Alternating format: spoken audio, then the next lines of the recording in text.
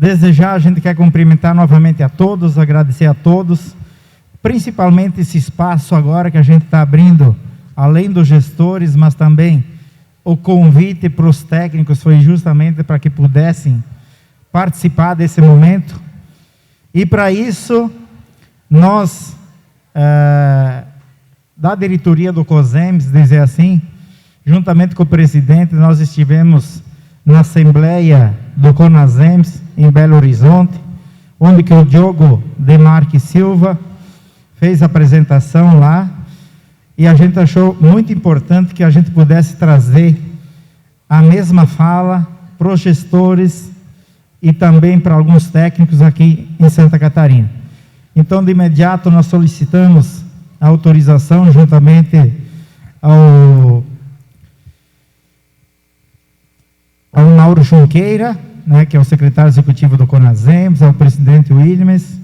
A gente conversou também com o Diogo e brevemente nos atenderam e autorizaram também que o Diogo pudesse estar junto nesse momento aqui em Santa Catarina para fazer essa fala do Previne, que nós sabemos que logo mais aí na virada do ano realmente começa a se efetivar. Então eu convido nesse momento o palestrante do CONASEMS, assessor técnico, Diogo Demarque Silva, dizer que o Diogo foi uma das pessoas aí, eu acho que um dos primeiros técnicos que eu trouxe trabalhar junto ao COSEMS, no momento que eu assumi como presidente, que eu teve a oportunidade de assumir como presidente do COSEMS, e o Diogo foi responsável aí por grande parte do desenvolvimento técnico dentro do COSEMS de Santa Catarina. Tanto é que imediatamente a gente começou a autorizar o Diogo a viajar o Brasil todo, a pedido do CONASEMS, que a gente pudesse autorizar ele a palestrar, levar o conhecimento a outros COSEMS do Brasil. E não demorou muito para o Mauro Junqueira nos pedir que a gente liberasse o Diogo para compor a equipe do CONASEMS, juntamente na equipe central lá em Brasília. Então, Diogo, a terra é sua, fique à vontade, se sente em casa, que aqui é a tua família catarinense. Obrigadão, Belé. Depois eu vou usar esse microfone para a palestra, mas agradecer de imediato aí pelas palavras, pela oportunidade, agradecer pelo convite. Acho que já vou agradecer pelo convite.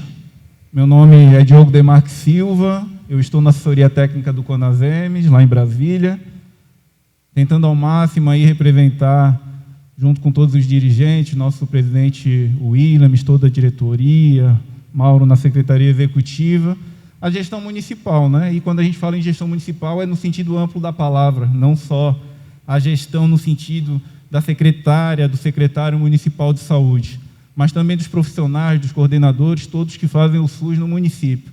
Todos aqui sabem que o SUS acontece mesmo no município. O território é do município.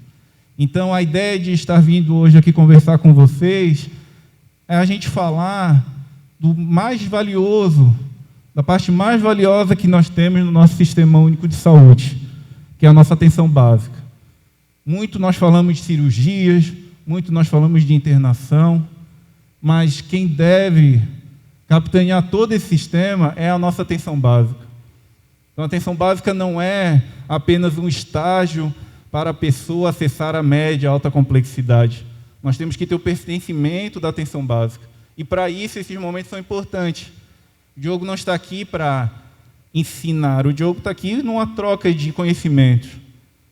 Eu vou apresentar uma metodologia de alocação de recursos chamada Previne Brasil, e já de início nós temos que fugir da caixinha. Do que nós estamos falando, afinal de contas? Do que nós estamos falando, afinal de contas? Se vocês pegarem no vocabulário, nosso dicionário, a palavra financiamento, ela remete à completude da necessidade. Então, a palavra financiamento quer dizer que eu estou atendendo a necessidade. E no nosso país nós não atendemos a necessidade quando a gente fala de saúde, porque o sistema é subfinanciado. E, em especial na atenção básica, a maior parte dos recursos são colocados por vocês nos municípios. Então, é importante que, além de discutir essa metodologia de alocação, nós possamos fazer essa reflexão, que é o que eu vou mostrar durante essa apresentação aqui nessa tarde, e agradecendo a todos que puderam ficar. Eu sei que o dia é cansativo, muitas pessoas vão retornar depois para suas casas, se Deus quiser bem, com saúde, mas vamos aqui falar um pouco de atenção básica e tentar dar sentido a algumas coisas que acontecem no nosso dia a dia. Tem algumas palavras que vocês aprendem toda vez que entram na nossa saúde. Eu, quando eu entrei em 2008 no município vizinho, foi uma das primeiras coisas que eu escutei. A atenção básica, ela ordena a rede e coordena o cuidado. Todos vocês já escutaram isso. E é engraçado que nós temos que fazer essa reflexão para dentro do nosso município. Será que a minha atenção básica consegue coordenar o cuidado? Será que quando um paciente vai para a média complexidade, vai para um UNACOM, quando o paciente faz uma cirurgia bariátrica, ele consegue voltar para a atenção básica? Ele tem esse sentimento de pertencimento? De voltar para a atenção básica? Porque desde 1994, quando nós iniciamos essa trajetória da estratégia de saúde da família, esse sentimento de pertencimento é o que deve balizar. Eu tenho que ter esse sentimento de pertencimento com aquela equipe do meu território. Então, o que está na norma, ele faz sentido quando nós olhamos para os nossos territórios e aplicamos.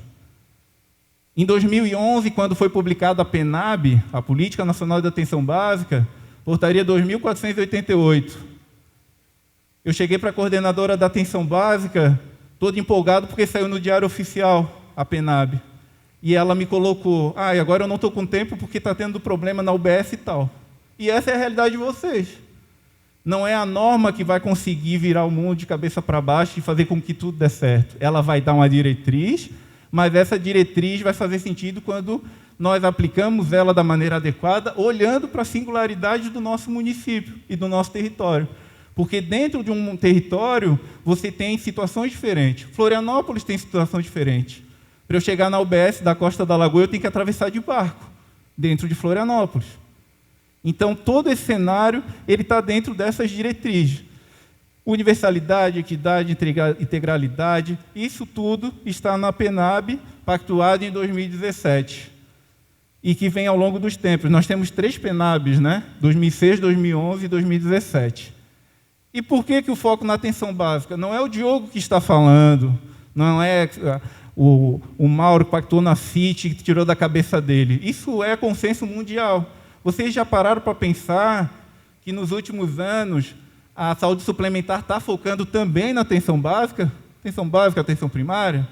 Vocês entendem que tem um motivo, obviamente, por conta disso? É esse foco, ele é consenso mundial.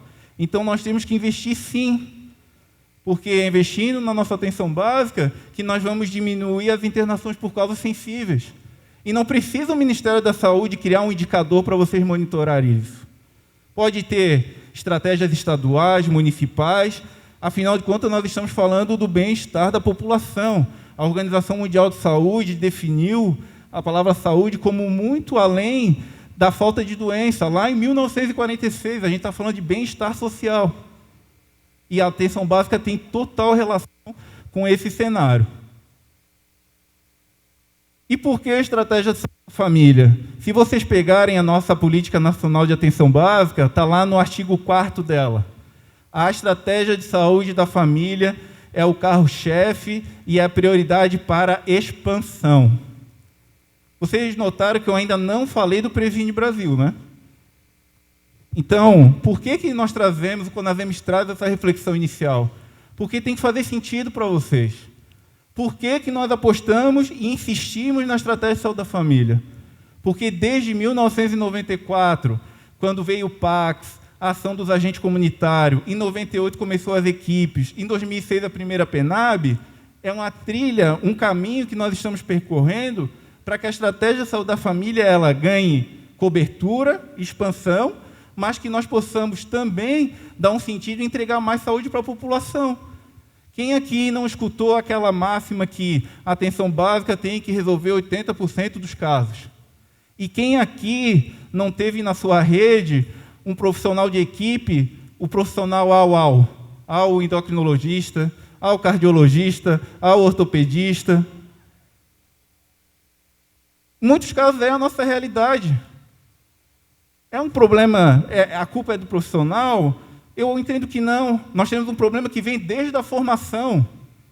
Vocês conhecem as 2 safras que nós temos, né? No início do ano e no meio do ano, quando se formam. Chove de currículo para vocês. Passa 3, 4 meses, residência. Então, quando eu iniciar o Previne Brasil, vocês vão ver, em situações simples, em incentivos simples, que tem um motivo, tem uma indução. Nós temos que apostar na nossa estratégia de saúde da família e fazer uma discussão madura com relação às 40 horas. Será que eu ter 40 horas está sendo realmente feito 40 horas? Eu não estou falando só da categoria médica, não, tá? Porque isso já está acontecendo na enfermagem.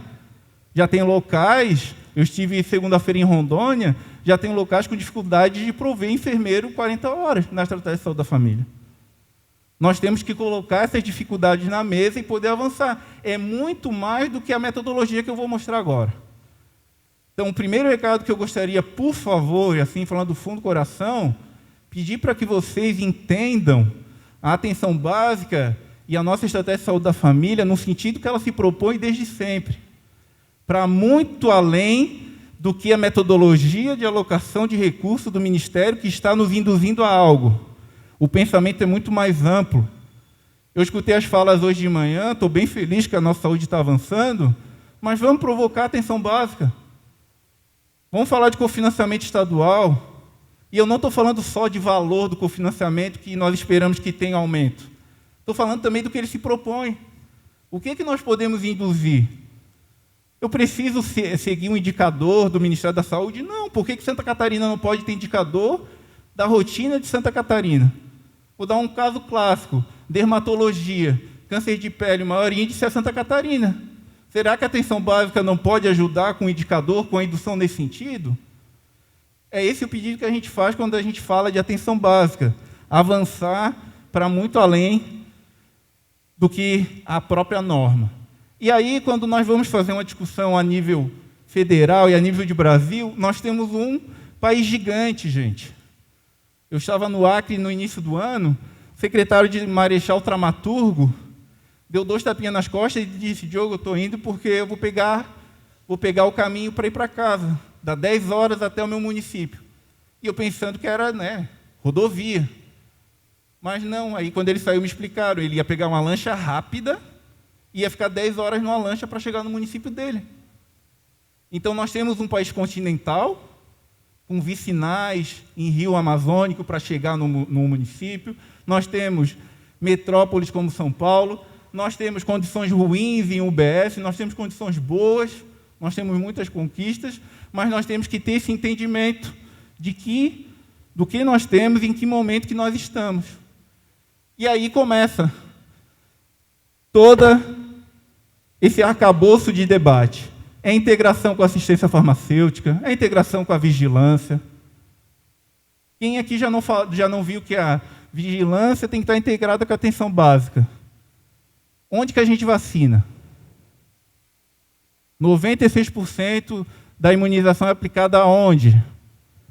Na nossa atenção básica. Ninguém está cerceando a necessidade de nós termos vigilância em saúde. E a vigilância tem informação para atuar na epidemia, na sanitária, em todas as áreas, nas endemias, enfim. Mas quem executa é a atenção básica. O problema começa desde o registro no sistema de informação. É papo de louco, às vezes, o que a gente faz com os profissionais. Cada coisinha tem que ser um sisteminha diferente. E olha que a minha formação é na área de tecnologia. Eu devia ser o maior entusiasta. Bota sistema, bota sistema. Você deixa um técnico de enfermagem doido no OBS. O enfermeiro passa mais tempo preenchendo ficha do que coletando citopatológico. Não tem base, como fala o Goiânia, não tem base um trem desse. Nós temos que fazer essa reflexão. E quando o CONASEMES apostou no Previne Brasil e enfrentou todas as críticas que ainda enfrenta, sair da caixinha, dar sentido. E isso não é o suficiente, isso é só uma parte. Mas nós temos que sair. Nós temos que avançar com vocês. Estar falando aqui faz parte disso. O Conasems quer vir para discutir a atenção básica. A atenção básica que nós temos é o primeiro ponto. O que é que nós temos? Não estou falando só de número. O que é que nós temos, inclusive, de cuidado hoje na atenção básica? Qual a atenção básica que nós queremos, que é o nosso horizonte? Sabem aquela tirinha da utopia? Utopia é algo que a gente sempre quer alcançar e que nos mantém vivos para caminhar. Então é isso que nós queremos, é sempre o nosso objetivo, o horizonte. Mas a gente tem que fazer uma reflexão da atenção básica que nós podemos entregar. E aí eu estou falando da situação de Timbó Grande, eu estou falando da situação de Modelo lá no Oeste, eu estou falando a situação de Rio do Sul, estou falando da situação de Florianópolis, de Joinville, que é o maior município do estado.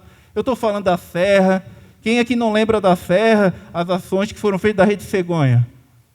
Precisou o Ministério da Saúde induzir? Ele induziu, mas o Ministério da Saúde ficou segurando no colo para o resto do tempo? Não. Secretaria de Estado com os municípios, são 18 lá, se eu não me engano, tomaram a frente e mantiveram. O Ministério pode induzir, mas quem executa são vocês. O município tem o poder de executar, com as suas dificuldades, limitações financeiras, de estrutura, mas são vocês. Então, esse pedido para essa reflexão é importante. O Conasems quer voltar aqui para discutir com vocês a nossa atenção básica. Gestores, profissionais de saúde que têm que ser escutados.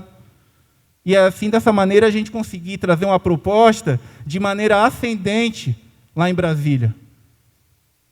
Não é Brasília, em 4 paredes, que vai decidir, que tem que decidir e colocar para vocês. A gente tem que construir isso de maneira ascendente para dar sentido ao que foi pactuado, ao que vai estar na norma. Então, essa é a primeira provocação que eu deixo aqui para vocês. Nós pegamos alguns números gerais da atenção básica em Santa Catarina, e Santa Catarina é muito avançado quando a gente fala da média nacional. Seja de cobertura, seja de capacidade instalada, seja de atendimento e bons resultados, mas a gente sempre quer mais, porque vocês sabem que tem dificuldade. Em 2012, numa unidade, no município vizinho aqui, eu fui 5h da manhã, 5h30 da manhã, junto com os profissionais do NASF, para tirar a população da fila de espera, que eles formavam às 5h da manhã para pegar a ficha na atenção básica, porque nós estávamos implantando acolhimento. É cultural. É cultural. A população, você pode oferecer o que for, mas ela vai às 5h da manhã para tal da ficha. Mesmo dizendo que para renovar uma receita, a enfermagem pode direcionar para a agenda de sexta-feira à tarde, porque o tempo de uma consulta para renovar a receita é diferente de um paciente crônico que está chegando na UBS naquele momento. Então, quando a gente fala de atenção básica, tem toda uma situação social no meio. E aí a gente faz alerta para envolvimento intersetorial dentro do próprio município. Você não vai completar a cobertura vacinal se não fizer uma interlocução com a Secretaria de Educação, com a assistência social. Então, a atenção básica, quando fala coordenar o cuidado e ordenar o paciente na rede, é esse o sentido que a gente espera. Muitos de vocês já sabem isso de cor e salteado, pode ser chovendo molhado, mas é importante a gente sempre refletir isso antes de começar a falar de dinheiro. E aí a gente chega no famoso Previne Brasil. O que é o Previne Brasil? Previne Brasil é uma metodologia de alocação do recurso federal, do orçamento federal, que é destinado aos municípios ou Secretaria de Estado em casos específicos, mas praticamente 100% aos municípios, para a manutenção dos serviços de atenção básica no território municipal. É um método de alocação. Previne Brasil não é a Política Nacional de Atenção Básica. Ele está dentro da Política Nacional de Atenção Básica. A Política Nacional de Atenção Básica é a Portaria 2436, pactuada e publicada em 2017. Previne Brasil é parte, é a metodologia de alocação do recurso federal. Diogo, quanto que equivale o recurso federal? Nós estimamos em 30% do que vocês gastam na atenção básica. E os outros 70%? Aí vai depender do estado da federação. Alguns têm participação estadual, como aqui. Alguns um valor mais expressivo, outros menos, outros nem têm. E isso que a atenção básica é o carro-chefe do sistema. Então, esses outros 70%, na maioria dos casos, é quase na totalidade do município. Eu estou falando do FPM, por exemplo. É o que vocês arrecadam. Então, vamos dar sentido, olhando, sim, a metodologia do Ministério, porque esse 30% é determinante para vocês, claro, é muito importante e faz toda a diferença, mas vamos também olhar de como que eu estou aplicando e como que eu estou investindo na atenção básica. E aí, lá em 2019, nós rodamos o país inteiro. Nosso presidente Williams falou aqui hoje de manhã. E toda mudança começa aquela polêmica, né? Ah, estão falando de mudar é porque o que está para trás está errado. Ah, estão querendo chegar mudando as coisas. Não, gente. A nossa vida, ainda mais na saúde, ela é dinâmica. A melhoria ela é contínua. E nós temos que enfrentar o desafio. Mudar não significa que o que estava até então está totalmente errado. A gente tem que ter esse discernimento. Nós não precisamos esperar mais 20 anos para fazer uma mudança. Faz 2 meses nós pactuamos melhorias nessa metodologia de alocação. E se precisar, a gente tem que alterar de novo. Ah, mas é complexo, Diogo. Sim, a saúde é complexa. A própria lei complementar, ela fala em critério de rateio para repasse de recurso. Quando nós tivermos que enfrentar a discussão da média complexidade ambulatorial, nós vamos ter que ter essa mesma maturidade para discutir.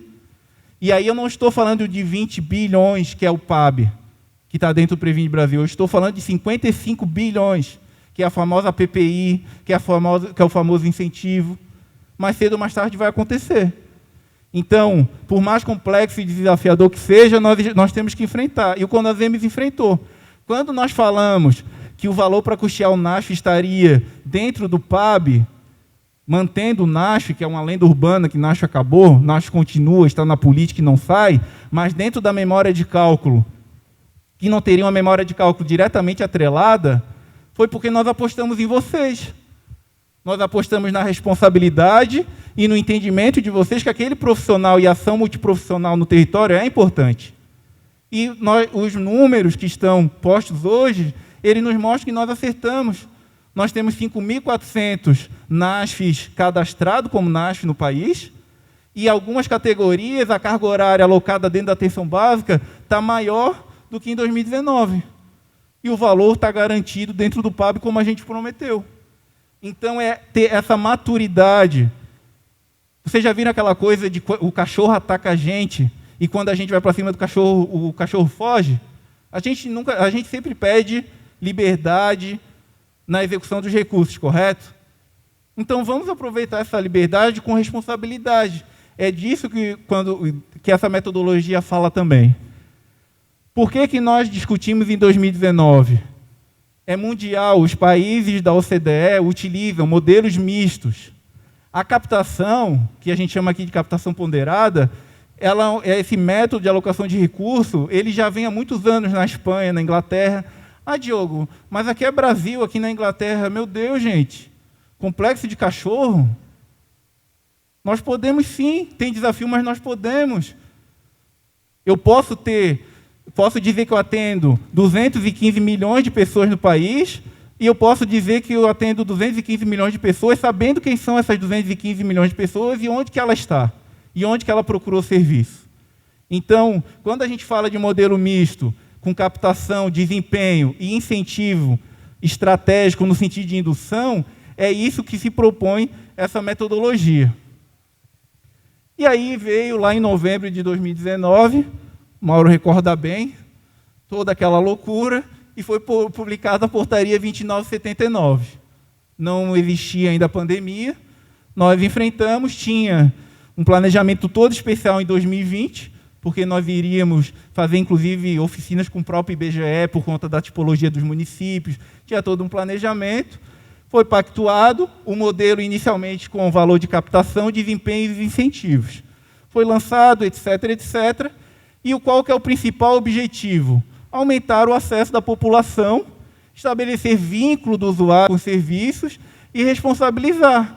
Ah, Diogo, mas vocês pactuaram algo que nos responsabilizam? Gente, vocês já fazem. Vocês já viram aquela discussão da média complexidade do hospital filantrópico que está na gestão estadual? E qual que é o município que está aqui, que o hospital está na gestão estadual e que não tem lei municipal que paga subvenção para ele? e vocês não têm nenhuma relação, vocês são responsáveis por tudo que acontece no território. É responsabilidade sanitária. O gestor municipal de saúde é o cara da saúde naquele território, independente do que aconteça. E claro que vocês têm um desafio enorme.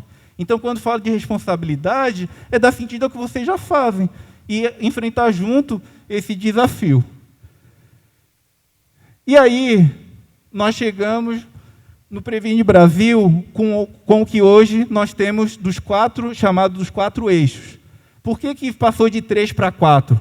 Porque o valor, pela estimativa do IBGE, antes era transitório e nós conseguimos, faz 2 meses, pactuar ele de maneira permanente. Captação ponderada, desempenho, incentivos estratégicos e valor per capita pela estimativa populacional. São esses 4. Aí começa, né? Diogo, eu só posso gastar o dinheiro do desempenho dentro do desempenho? Gente, é uma metodologia para que vocês façam jus ao recurso. A ação orçamentária do Orçamento Geral da União é o Piso Nacional da Atenção Primária à Saúde, que a gente chama de PAB carinhosamente até hoje. O recurso do PAB é tudo que é necessário para a manutenção dos serviços. É a folha do profissional, é a gratificação porque vocês possuem uma lei para pagar, é o pagamento de fornecedor, é a água, é a luz, é, sei lá, tudo que é para a manutenção dos serviços. Eles aplicam a metodologia de cálculo para vocês fazerem jus. No início da discussão, perguntavam, então eu vou ter que gastar o dinheiro que eu for receber em cada pessoa que eu captei na captação ponderada? Não, gente, é uma metodologia que induz a algo, mas que está dentro do piso de atenção básica. Por isso que eu falei no início, para a gente fugir da caixinha, porque não é culpa de vocês. Quando eu entrei em 2008, o que eu mais escutava é, sempre foi assim. Sempre foi assim. Tá, mas por que não fazem isso? Não, mas o fulano me falou em 1985 que sempre foi assim. Então eu continuei sempre sendo assim. É dinheiro do PAB para vocês aplicarem. Vocês fazem jus ao recurso e aplicam. Não estou falando aqui de emenda parlamentar, nada disso. É o valor regular da rotina. E a vinculação é na execução dos valores da atenção básica no território. Qual que foi o compromisso que o CONASEMES, representando vocês, fez com o Ministério em 2019, com muita coragem? Primeiro, executar o valor na totalidade. Todo mundo aqui está preocupado da tal da virada de chave dos indicadores, correto? Porque o meu resultado está ruim. O que o CONASEMES vai brigar e vai pautar? Beleza, o famoso ISF, que eu vou falar mais na frente, foi nota 7. Brasil, média Brasil. 30% não foi alcançado. Esse 30% é orçamento. É dinheiro, é orçamento. Assim como vocês têm o dinheiro no município, o orçamento do município, o Ministério tem um orçamento. Sobrou 30%.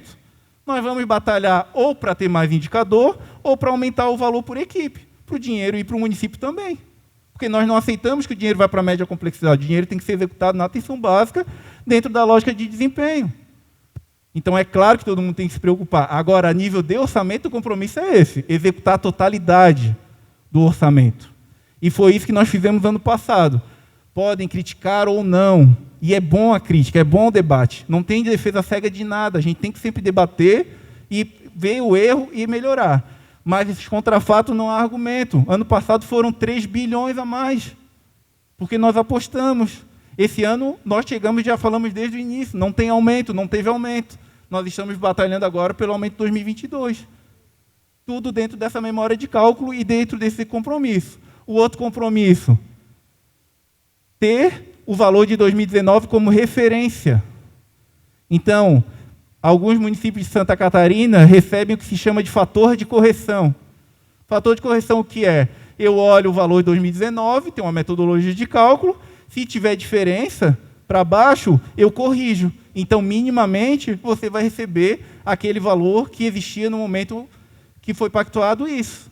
Agora, se o município tinha 10 agentes comunitários de saúde e demitiu 2, não tem metodologia de alocação de recursos que vai dar conta, tu vai receber menos.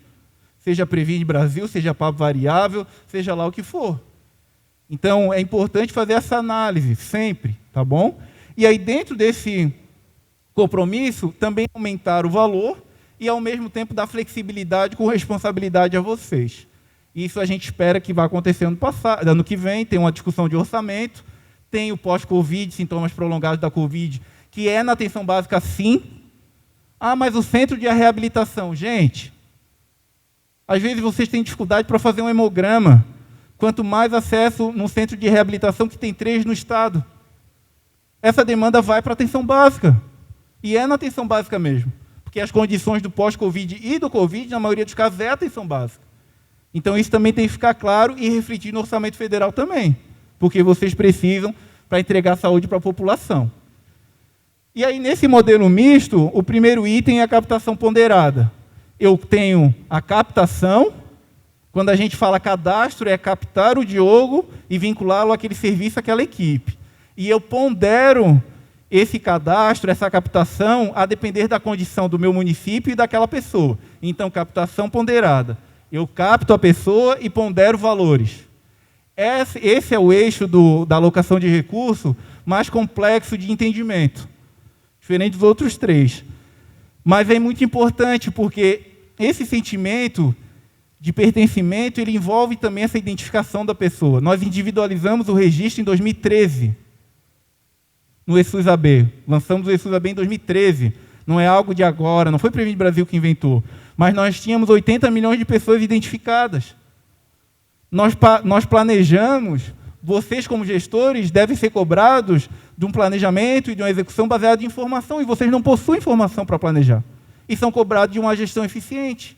Então, essa indução da captação ponderada, ela busca isso. Entender por que o Diogo procurou 4 serviços na atenção básica em municípios diferentes num tempo de 2 anos. E está lá, esse é um caso real. Eu estou vinculado na UBS Luar, que fica aqui do lado, na UBS do Rio Vermelho e em 2 UBS em Brasília. Está aparecendo lá no CISAB. Por quê? Ah, isso foi o Previne Brasil que colocou? Não. Isso sempre teve. Só que nós não enxergávamos. Alguém conhece a Dona Severina? Dona Severina é a atendente de balcão da padaria do lado da minha casa. Ela mora no Recanto das Emas, fica bem afastado do eixo monumental ali em Brasília. A Dona Severina trabalha das 8 às 6 da tarde. A Dona Severina não consegue acessar o UBS, porque a UBS funciona das 8 às 5. O que a gente vai fazer com a Dona Severina? A Dona Severina procura atendimento lá na Asa Sul. Na semana passada, ela estava lá na UBS da Asa Sul. Ah, mas não, ela tem que estar vinculada onde ela mora. Gente, acesso é uma cláusula pétrea da nossa Constituição, o direito à saúde é universal. Ela está dentro das diretrizes e garantias fundamentais, artigo 60 da Constituição. Eu tenho que dar acesso para a Dona Severina. E aí, na metodologia, quando a gente fala de saúde na hora, eu estou falando disso, eu estou falando de acesso. Quando eu estou falando de identificar na captação ponderada a situação dessa pessoa, eu estou falando de acesso. Tá? Então, o Previne e a captação não é o cadastro pelo cadastro. É o cadastro que está na PENAB, com foco na população adscrita ao território, com foco no cuidado centrado na pessoa, no cuidado longitudinal, na famosa coordenação do cuidado. Eu tenho que saber que a Dona Severina, eu tenho responsabilidade com a Dona Severina. E aí você já começa a pensar lá na frente no segundo eixo que eu vou mostrar, que é o desempenho. Se a Dona Severina está gestante, eu sou responsável pela Dona Severina. Então, eu tenho que fazer o pré-natal, eu tenho que fazer a detecção de sífilis HIV, eu tenho que prover o cuidado odontológico. As coisas estão encadeadas. E dentro dessa indução, dentro desses eixos encadeados, eu tenho uma memória de cálculo para pagamento, que é o que se propõe essa metodologia. Eu vou acelerar e depois eu vou abrir, tá? Eu vou falar rápido eu vou ativar o modo manezinho aqui na fala e falar rápido. Pode ficar tranquilo. A PENAB, ela traz isso desde 2006, então não é nada novo, né? Com a captação ponderada e a descrição, a gente consegue dar o sentido para o que eu mencionei, que eu estou falando aqui. São as fichas que vocês conhecem, é o trabalho do ACS, mas não só o trabalho do ACS, porque tem pessoas que procuram direto o UBS, eu tenho que reconhecer isso também. Então, é sim importante o trabalho do ACS, mas ele não se esgota, quando a gente fala de adscrição, de responsabilidade, ele não se esgota na vinculação feita pelo ACS. Tá? É além disso.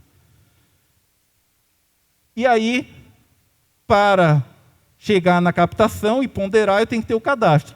Por que que nós orientamos vocês a vincular sempre, quando puder, ao CPF? Porque o CPF permite o Ministério da Saúde identificar que aquela pessoa tem alguma condição, alguma vulnerabilidade social. E aí eu pondero por ela ter alguma vulnerabilidade. Se eu não tiver o CPF, eu não consigo cruzar as informações. Vocês recebem pela captação, mas não o valor ponderado, porque foi identificado só com o cartão nacional. Por isso a importância de vincular o CPF. Ah, Diogo, mas a saúde é universal, e se não tiver CPF não atende? Não é isso, gente. Identificar é uma coisa, ninguém pode fechar atendimento, a saúde é universal. Ter 152 milhões de pessoas vinculadas, como eu vou mostrar, não significa que 60 estão fora. O Diogo vai chegar na UBS e eu vou ser atendido, e vou ser identificado. E aí a ideia é qualificar essa identificação. E, ao mesmo tempo, olhar as pegadinhas. Todo mundo aqui tem um João no município. O João era o Diogo no município de Iguaçu, cuidava do SENES. E o SENES é o sistema que mais penaliza vocês. Porque vocês vão lá e dão um clique errado, é suspensão de recurso. Dá um clique errado, é suspensão de recurso. Aí o gestor vê a suspensão de recurso, chama o João. Só que o João tem que conversar com a coordenadora de atenção básica, o João tem que conversar todo momento. Experiência pessoal. Eu cheguei a receber de RH, retirada de médico da saúde da família, 3 meses depois da saída dele.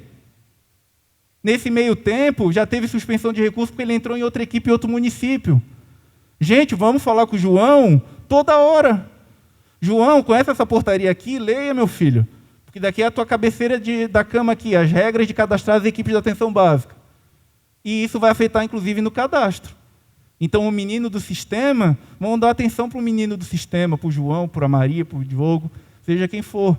Tá? É muito importante ter esse entendimento. E aí a gente chega numa polêmica que vocês têm regularmente. Duplicidade de cadastro. O que é essa duplicidade de cadastro? Primeira situação. A identificação que o Ministério coloca lá como inconsistência não é uma inconsistência. Não é passível de alteração. Por quê? Porque quando eu identifico uma duplicidade, eu estou falando de um fato. Não é o sistema de informação que vai mudar. O que nós estamos falando aqui? Nós estamos falando do Diogo, que saiu de São José, que saiu de Florianópolis e foi morar em Brasília. Ele, naquele espaço de 24 meses, teve contato com mais de uma equipe da atenção básica. Ou seja, ele foi duplicado, tem atendimento, tem contato aqui e ali. O que eu vou fazer nesse caso? A vinculação é unívoca, o Diogo vai contar apenas uma vez. Então, nós temos 152 milhões de pessoas de fato. Claro que pode ter exceção, mas é para serem realmente 152 milhões de pessoas que nós temos hoje. O que nós aplicamos quando o Diogo está vinculado nesse período de 24 meses em mais de uma equipe? Se aplica a regra da frequência. Qual que é o entendimento? Se o Diogo está tendo mais contato nesses 24 meses com a equipe da Asa Sul de Brasília, a adscrição, a contabilização é para a equipe de Brasília e não para a equipe de Florianópolis. Ah, Diogo, mas isso é injusto, porque imagina, o Diogo mudou, está sendo atendido aqui, mas ele tem muito mais frequência no município que ele estava antes. Sim, isso é algo que vai acontecer e faz parte. Mas, ao mesmo tempo, se nós não colocarmos 24 meses, uma pessoa que vai curtir o verão e tem um atendimento, passa a contar para aquele município que ele foi atendido uma vez. Por isso essa regra da frequência. Por isso essa ideia de vinculação. E outra, o que é o ganho disso, gente? É isso, por isso que a gente tem que dar sentido à indução que está sendo feita. Vocês conseguem saber quem é a pessoa. Vocês possuem essa informação lá no CISAB, lista de paciente. Imprimam a lista gerada em Excel e bota na mão da equipe. Ô Maria, agente comunitária, vai lá ver por que o Diogo procurou atendimento em outro lugar. E eu não estou falando só de quem muda, eu estou falando do município limítrofe. Quem aqui já não teve bate-boca na CI porque os pacientes estão indo de um município para outro? É a Previne Brasil que criou isso? Teve desde sempre. É a realidade.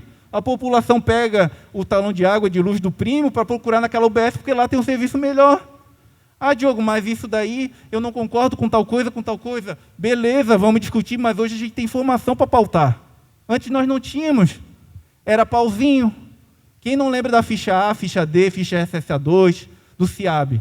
Vocês tinham o dado detalhado no município, mas o que ia para a base nacional? Pauzinho. Eu tenho 80 hipertensos, eu tenho 100 pessoas. Era erro daquela época? Não. Nós não tínhamos tecnologia, hoje nós temos. Então, é um avançar natural que nós estamos colocando. A regra de frequência, ela segue essa sequência para identificar para onde o paciente vai ser contabilizado. Por isso é de suma importância fazer o empoderamento através dessas informações. Aqui tem um exemplo do que eu mencionei. E nós temos 57.673.329 pessoas com vínculo em mais de uma equipe de atenção básica no nosso país identificado. Isso é sintomático. É mais de 1/3 do que nós temos na base.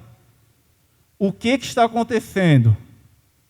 E aí a gente remete, aí sim, lá na PENAB. Quem participou da discussão de 2017... lembra da polêmica com relação a território e ao processo de territorialização.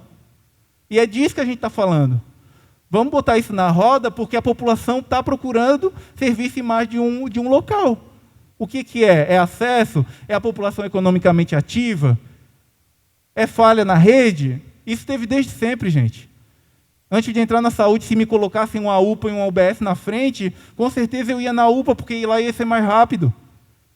Vocês sabem que é assim.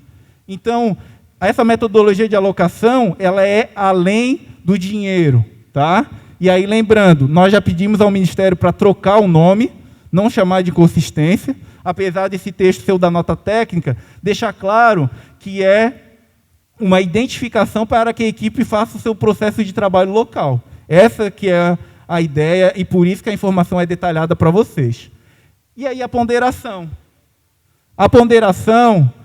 nós ponderamos o território e nós ponderamos a pessoa. A pessoa captada, ela pode ser ponderada em 30% do valor pago, se ela tiver algum benefício, seja Bolsa Família, BPC, ou benefício previdenciário até 2 salários mínimos. Identifiquei o Diogo pelo CPF, o Diogo tem Bolsa Família, 30% no valor per capita ano. Essa é a primeira ponderação, por isso que é ponderada. Capto, pondero, capto, pondero. Aqui eu já falei, né? O que eu errei aqui? Tá, então, são as ponderações, conforme eu mencionei. Essa apresentação vai ficar depois disponível, quem ainda não teve acesso, enfim, não precisa se preocupar com relação a isso. E a outra ponderação que se faz a nível de pessoa são os perfis demográficos. Quem naturalmente procura mais a UBS? População mais idosa, e as crianças até 5 anos. Por isso que se pondera. Como que eu identifico a ponderação nesse caso? Pela própria idade, pela data de nascimento da pessoa. E aí eu pondero 30% também. A ponderação ela não é cumulativa na pessoa, né? Então, se eu tenho uma pessoa com Bolsa Família e que é idosa, é 30%, né? Mesmo ele tendo os dois.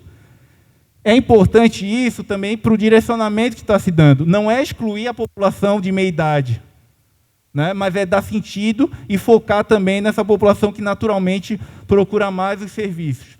Você já... é uma crítica construtiva, mas eu faço questão de falar. Vocês já pensaram que na saúde a gente tem dia para tudo?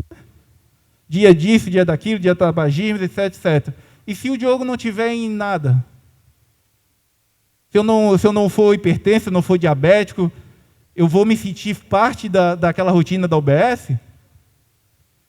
É importante a gente fazer essa reflexão, porque se a atenção básica é o carro-chefe, se ela coordena o cuidado também do Diogo, que hoje não tem nenhuma doença crônica, mas amanhã pode ter, porque não tem um hábito saudável. Então, por mais que seja desafiador para vocês, é importante nós fazermos essa reflexão também, apesar das induções, naturalmente, que tem que olhar essa população mais que tende a precisar mais de atendimento na saúde. E a outra ponderação que existe é a ponderação do território, que é polêmica ao extremo. Ah, mas o meu município é urbano, só que tem um território rural. Será que o Ministério da Saúde, vocês não enxergaram que eu tenho que passar 10 horas para chegar no distrito do meu município? Qual que foi a ideia? Usar uma tipologia do IBGE, que é de fora do Ministério da Saúde, é justamente para dar uma guarida maior aos modelos aplicados que classificam os municípios. Quem está no Mais Médicos conhece a classificação de 1 a 8 do Mais Médicos. G100, município, capital e região metropolitana. Essa classificação foi adaptada. Ela vem de fora, mas é adaptada. A ideia de não dar possibilidade de adaptar é para pensar também na não possibilidade de interferência, só que ela é falha, com certeza. Foi um estudo de 2017, o IBGE vai reproduzi-lo novamente em 2022 no censo, mas nós temos que discutir intramunicípio, porque tem território rural dentro do município que é capital, dentro de Joinville, por exemplo, que a gente pode considerar rural. Então, essa discussão nós vamos fazer, sim, olhando todas as mazelas que a gente tem nessa classificação. E aí nós chegamos ao famoso valor ponderado. Ele pode ir de R$ 50,50 a R$ 131 per capita ano. Isso aqui é um alamento do Ministério da Saúde. Toda a população captada e vinculada em saúde da família, EAP, equipe consultório de rua, equipe prisional e equipe saúde ribeirinha, que não é o caso aqui de Santa Catarina, ele conta para a captação ponderada. São as 152 milhões de pessoas, estando ou não em equipes homologadas pelo Ministério da Saúde. Esse é o cálculo mais complexo que tem na metodologia. Vocês vão ver agora na sequência os outros eixos e vão ver que muita coisa nem mudou do que era, só mudou o nome, mas permanece igual, tá? E aí, antes de avançar para o desempenho, uma coisa que é muito importante, parâmetro de equipe. Gente, parâmetro, como o próprio nome já diz, é parâmetro. Diogo, meu município é urbano, o parâmetro é 4.000, mas eu não tenho 4.000 pessoas no bairro. Beleza, você vai cadastrar o que tem, ué. O parâmetro, ele é usado para quê? Eu pego o parâmetro, multiplico pelo número de equipes de saúde da família, ou EAP credenciado, e eu vou ter o parâmetro para recebimento da captação ponderada. Exemplo básico, eu tenho 3 equipes no município classificado como urbano. Urbano, parâmetro 4.000. 3 vezes 4.000, 12.000 pessoas. Beleza? Se eu tiver 1.000 pessoas em uma equipe, 8.000 em outra e 3.000 em outra, eu vou alcançar os 12.000 e receber da mesma maneira. Seria surreal se a gente falasse para vocês, olha, não faz a vinculação de mais ninguém, porque você já chegou em 4.000. Então, 4.001, manda ele pegar o ônibus e ir lá para o bairro vizinho, porque ele só vai ser atendido lá. Não é isso, gente. É um parâmetro na metodologia da alocação de recursos.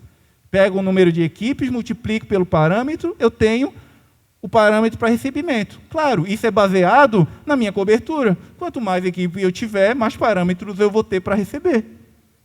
Então, a indução para aumentar a cobertura de saúde da família, ela continua assim, não só dessa maneira, mas de outras. E aí nós chegamos a esse cenário no Brasil. 151 milhões de pessoas, nós queremos as 215. 215 que ano que vem, depois do censo, vão se transformar em 230, eu acredito. Nós temos 2.501 municípios do nosso país que já possuem mais pessoas adscritas nas equipes de atenção básica do que a estimativa do IBGE 2021, a que saiu agora no Diário Oficial. A estimativa IBGE é usada para o FPM, só para lembrar, refrescar a memória de todo mundo. Metade dos municípios do país já tem nome, CPF da pessoa, onde ela está, que eu tenho mais do que a estimativa. Então, a gente tem que começar a olhar para essas informações. Em Santa Catarina, avançou dessa maneira. Chegamos aí a 7.106.000 pessoas adscritas em equipe. Santa Catarina, junto com o Piauí, são os 2 melhores estados do país com relação à adscrição e à vinculação das equipes. Tá? Então, é um avanço. Essas 7 milhões de pessoas, para contabilizar para pagamento, devem estar vinculadas em equipes homologadas pelo Ministério, assim como era anteriormente, que as equipes eram credenciadas.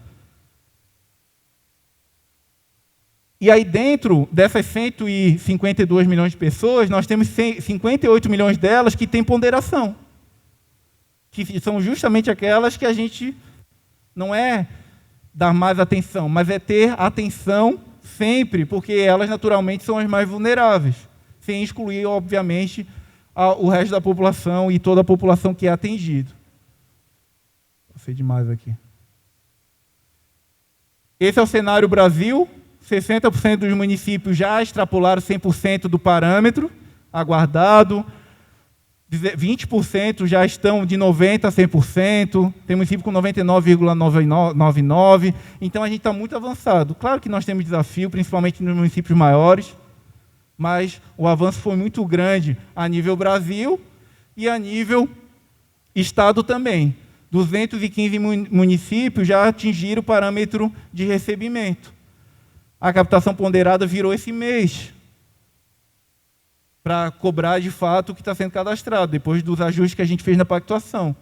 Então, Santa Catarina está bem à frente, porque ali os 7 municípios que estão abaixo de 70, tem município, por exemplo, que estava com problema no CENES e aí não tinha nada para calcular, então está ali junto. De fato, são os 2 ou 3 municípios que estão abaixo de 70%, tá? Porque tem esses problemas a nível do sistema de informação. Mas é um estado que avançou bastante e agora a gente tem que começar a dar sentido para essa melhoria. E aí, para finalizar a parte da captação e avançar por conta da hora, na última pactuação que nós fizemos, o que nós fizemos? Principalmente para os municípios maiores. Diogo, meu parâmetro de cadastro é 40 mil. Eu cadastrei 25.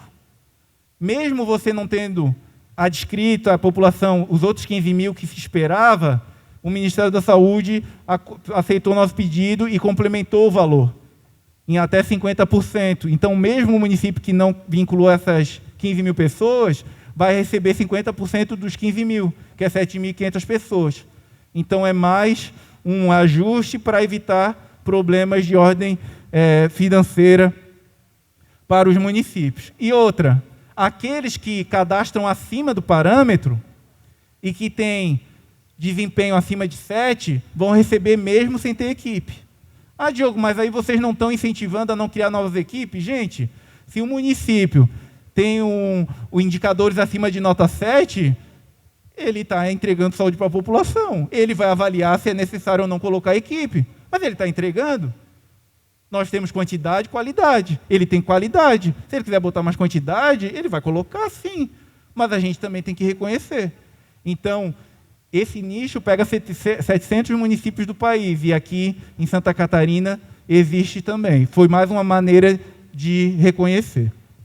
O segundo item é o desempenho. Todo mundo aqui conhece indicadores, monitorar, etc, etc. Reflexão básica. PEMAC, é uma conquista sim, desde 2011, criou uma cultura dentro da atenção básica. Só que nós temos que avançar.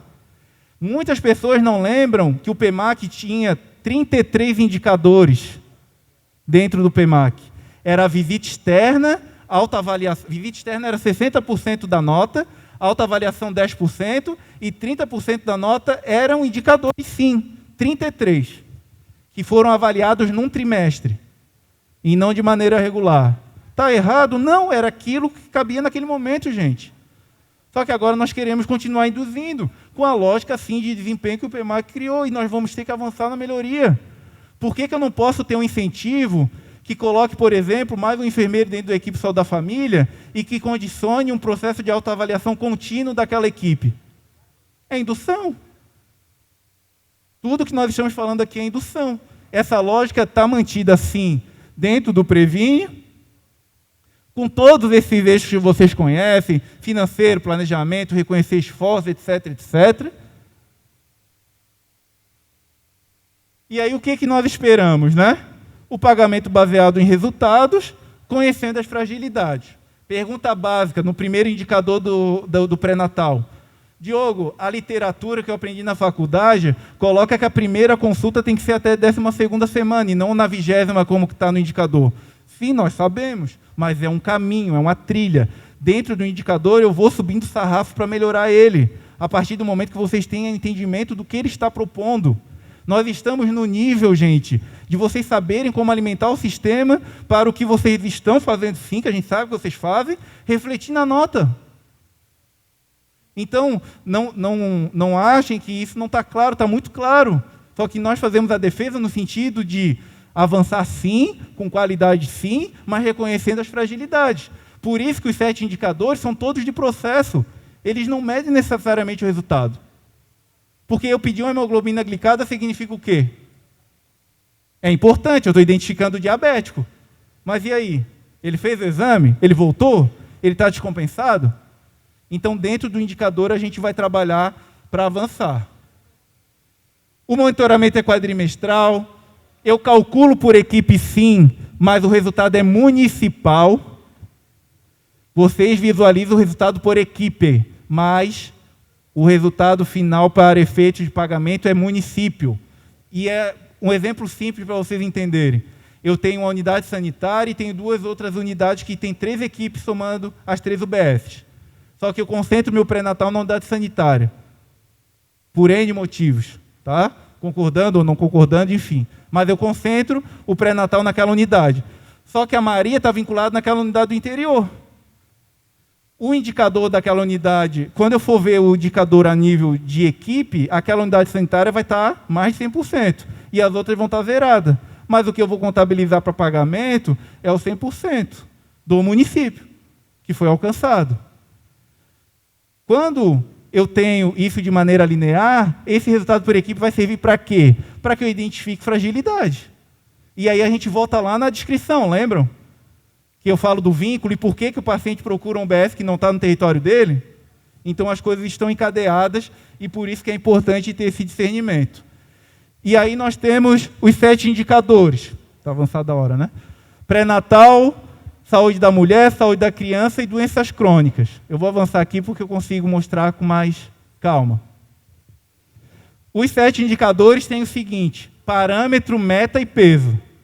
Parâmetro, o que é? É o que a literatura coloca como correto, ideal. Só que nós, na pactuação, o único que o parâmetro é igual à meta que vocês devem atingir é o indicador da vacina.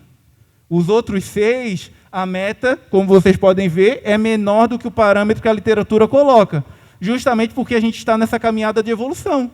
Vamos avançando, vai subindo sarrafo, 60, 70, 80, até chegar no parâmetro da literatura. E aí vocês lembram, né? A hora que aplicar o resultado, nós vamos batalhar por orçamento vindo na totalidade para vocês. Só que, claro, vocês devem perseguir o ideal. E aí, como falei, além do parâmetro da meta, eu tenho o peso. Cada indicador tem um peso maior ou menor, a soma deles vai dar a nota 10, que gera o famoso indicador sintético final, que é multiplicado pelo número de equipe e dá o valor financeiro. Ah, Diogo, é um absurdo, porque no PMAC eram 8.500 por equipe, e agora o valor é de 3.225. E vocês falaram que não teria diminuição. Gente, fugir da caixinha. PAB, eu somos 4 eixos, assim como eu somava PAB fixo e PAB variável. E eu botei o dinheiro refletindo na atenção básica. Esse valor nunca vai ser menor do que 2019, é dali para cima. Dentro da metodologia, nós fizemos questão de manutenção do orçamento que era do PMAC dentro do desempenho. Ano passado foi o ano de maior execução, 1,9 bilhões. Tenho certeza que tem município aqui que recebeu aquela portaria de dezembro no pagamento extra do desempenho. E a gente sempre vai trabalhar nisso, para executar a totalidade. Ah, Diogo, mas então por que diminuiu? Gente, se eu tinha 35 mil equipes no PMAC e agora não é mais por adesão, todas participam, eu passo de 35 para quase 50 mil, com um orçamento parecido. Vou arredondar aí para 2 bilhões. Se eu estou pagando 100% para todo mundo, quem estava abaixo vai para a média para cima, copo meio cheio, quem estava acima vai na média para baixo, copo meio vazio. Vai continuar assim? Nós acreditamos e temos confiança, e nossos dirigentes trabalham nisso, que quando virar a chave, a gente ou coloca mais indicador, ou aumenta o valor de 3 mil para 5, 6, 7, porque eu vou ter margem no orçamento para isso. Então, essa é a ideia principal e que a gente quer trabalhar. Tá? Sempre com vocês. E aí o indicador sintético final corresponde a esse resultado totalizado da soma desses indicadores. Diogo, vai ter 7 indicadores ano que vem? Só Deus sabe. Porque depende do orçamento que vai ser aprovado no Congresso. Fala do nosso presidente Williams, Mauro, toda a nossa diretoria. 8º indicador, dinheiro novo. 9º indicador, dinheiro novo. 10º indicador, dinheiro novo. Isso não impede da gente melhorar os indicadores existentes, que a gente vai, eu vou mostrar agora que a gente está fazendo isso. Mas mais indicador, mais dinheiro. Não tenham dúvida que ano que vem nós teremos indicadores no Previne Brasil do pós-Covid e das condições persistentes da Covid. Beleza, bota o 8º indicador. 250 milhões é o reflexo no orçamento federal, que vai para vocês. Ah, lembra do NASH? Com certeza ele vai estar vinculado nesses indicadores. Fisioterapeuta, nutricionista, psicólogo. Então é fugir da caixinha. É sempre o apelo que a gente faz. Aqui é importante a questão da temporalidade. O indicador ele olha todo o ciclo, correto? Então o pré-natal ele olha o ciclo de 42 meses. A condição, eu tenho que identificar a condição da pessoa, gente. Sempre identificar a condição da pessoa. Ele avalia de maneira quadrimestral, mas olhando todo o período que envolve, por exemplo, citopatológico, ele olha 3 anos. Por quê? Porque a literatura coloca que é pelo menos uma coleta citopatológica a cada 3 anos, de 25 a 64 anos. Por isso que essa população é avaliada. Então ele sempre olha para trás. Por isso que o CONASEMS está bancando, junto ao Ministério, pagar 100% nesse momento de pandemia. Porque não é o agora, ele está olhando para trás. Tá? Então é importante ter isso muito claro também. E aqui a avaliação quadrimestral. Disseminação e monitoramento. O CISAB ele traz, gente. Está lá. Usem, por favor. Nós estamos trabalhando com um perfil para coordenador de UBS agora. Porque tem muito gestor que fica imprimindo planilha, ao invés de fornecer o acesso, porque o acesso municipal tem acesso a outras funções. Vai sair um perfil específico dentro do CISAB para coordenador municipal, para coordenador de UBS. Botem a informação na mão da equipe. A população cadastrada, a população que foi considerada duplicidade, a população do denominador, do numerador. Gente, indicador, não adianta vocês pensar na aferição de pressão arterial. É um absurdo. Porque eu faço a aferição de pressão arterial e não aparece o resultado. Para ser contabilizado o resultado, eu tenho que ter o Diogo adscrito na equipe. Depois que eu tenho o Diogo adscrito na equipe, eu tenho que identificar a condição do Diogo. Ele tem um CID e um CIAP de hipertensão. Ele passou a ser considerado hipertenso. É o que a gente chama de ser colocado no denominador. Foi colocado no denominador o atendimento, acompanhamento e aferição de pressão arterial, que é o numerador, que é o resultado que se espera. Cadastro, denominador, numerador. Cadastro, denominador, que é identificar a condição, numerador. Para que a Maria seja considerada gestante, eu tenho que abrir uma gestação no registro dela. Correto? Então, só sempre reforçando isso. E nós temos exemplo que dá para fazer sim. Eu fiz aqui, eu pedi autorização, inclusive, para botar na tela. Flor do Sertão tem 100% de alcance. O indicador da vacina está em revisão, então está sendo considerado 100% para todo mundo, tá? Porque ele foi deturpado. Mas, mesmo assim, é um resultado grande. Ah, Diogo, mas ele tem uma só equipe, né? Muito comum a gente escutar. Tigrinhos também tem uma só equipe, alcançou 100%. Mas por que São João Batista, com 10 equipes, conseguiu mais de 80%? Isso não é uma crítica para quem não alcança. É só para vocês terem claro que sim, é difícil, sim, é processo de trabalho, mas a gente pode, vocês, ainda mais aqui em Santa Catarina, nós temos uma atenção básica forte. Vocês fazem, gente. As metas, por exemplo, citopatológico é 40%. É o início. E vocês fazem. A gente tem um problema muito sério de alimentação da informação, de integração da informação pelos softwares existentes. Então, a gente vai trabalhar nisso para mostrar o dado real e dando mais informação para vocês. Nós temos dentro desse rol de ações vários indicadores previstos, mas como a gente falou, depende de dinheiro, e é isso que a gente está buscando. E nós temos documentos. Os documentos que nós temos hoje ajudam, sim, mas eles são muito rasos. E aí, nessa linha, nós estamos avançando não só na melhoria, mas no grupo de atenção primária, lá no Ministério da Saúde, com CONAS, CONASEMS e Ministério da Saúde, uma melhoria dentro dessa conta dos indicadores. Denominador estimado, ficar mais claro, ter uma ficha detalhada, qualificada por indicador, não é uma folhinha que não explica nada com nada ou explica pouca coisa, é ter um detalhamento robusto acerca de cada um daqueles, com exemplo de preenchimento, com exemplo de processo de trabalho, enfim, para que vocês tenham esse discernimento adequado. Mas essa informação tem que chegar no profissional, gente. Sempre. Tá? Então, fica o alerta e fica o compromisso. Diogo, quando que isso vai acontecer? Nós não vamos mudar o indicador. Tá? O único que pode ter essa possibilidade na posição do Conasems é o indicador da vacina, caso não sejam resolvidos alguns assuntos pertinentes a ele. Mas os outros 6, principalmente, nós vamos melhorar. Já fizemos as extrações, melhora o resultado para vocês, dá mais sentido e qualificar esses indicadores para que vocês façam as ações. O terceiro item da metodologia são os incentivos. O que são os incentivos, gente? Era o PAB variável. Era o que a gente já conhecia do PAB variável, não mudou nada, só mudou o nome PAB variável para os incentivos estratégicos, porque são incentivos estratégicos para a indução. O que foi criado dentro do Previne Brasil, dentro dos incentivos estratégicos? Nós temos os 4 da saúde bucal, que todos já conhecem, equipe de saúde da família bucal, odontologia móvel, CEL, prótese, são considerados. Os específicos, consultório na rua, saúde fluvial, saúde ribeirinha, microscopista, equipe de atenção primária prisional, etc. Nós temos promoção à saúde com PSE e Academia de Saúde. Nós acordamos no GT técnico a criação de incentivo para atividade física, não só vinculado à Academia de Saúde. Então, tecnicamente, já passou, agora depende, né, Mauro, de orçamento, né, para variar, mas já tem um entendimento técnico. Para a gente sair, a Academia de Saúde, show, continua assim, da maneira como está induzindo.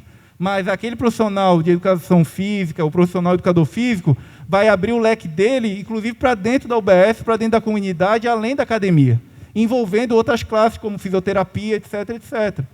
Então, é uma proposta bem bacana. Claro que agora depende de recurso, mas a gente tem uma boa perspectiva que aconteça, até porque está vinculado, inclusive, a plano de governo federal. E nós temos o outro incentivo estratégico, que são os ACS. Nós temos quase 300 milhões. Gente, agente comunitário, agente de endemias, não é financiado pelo PAB, pelo governo federal. É financiado no piso da vigilância em saúde. Tá? Aproveitar o momento para esclarecer isso. E fiquem atentos com relação à vinculação do ACS. Vínculo precário, o Ministério da Saúde pode não estar te pagando. Isso é sério, 20% dos ACS do país são considerados como vínculo precário. Agente de endemias, por exemplo, o Ministério não paga quando é precarizado. Precarizado no sentido da lei, tá, gente? Não vou entrar aqui no mérito da discussão do vínculo.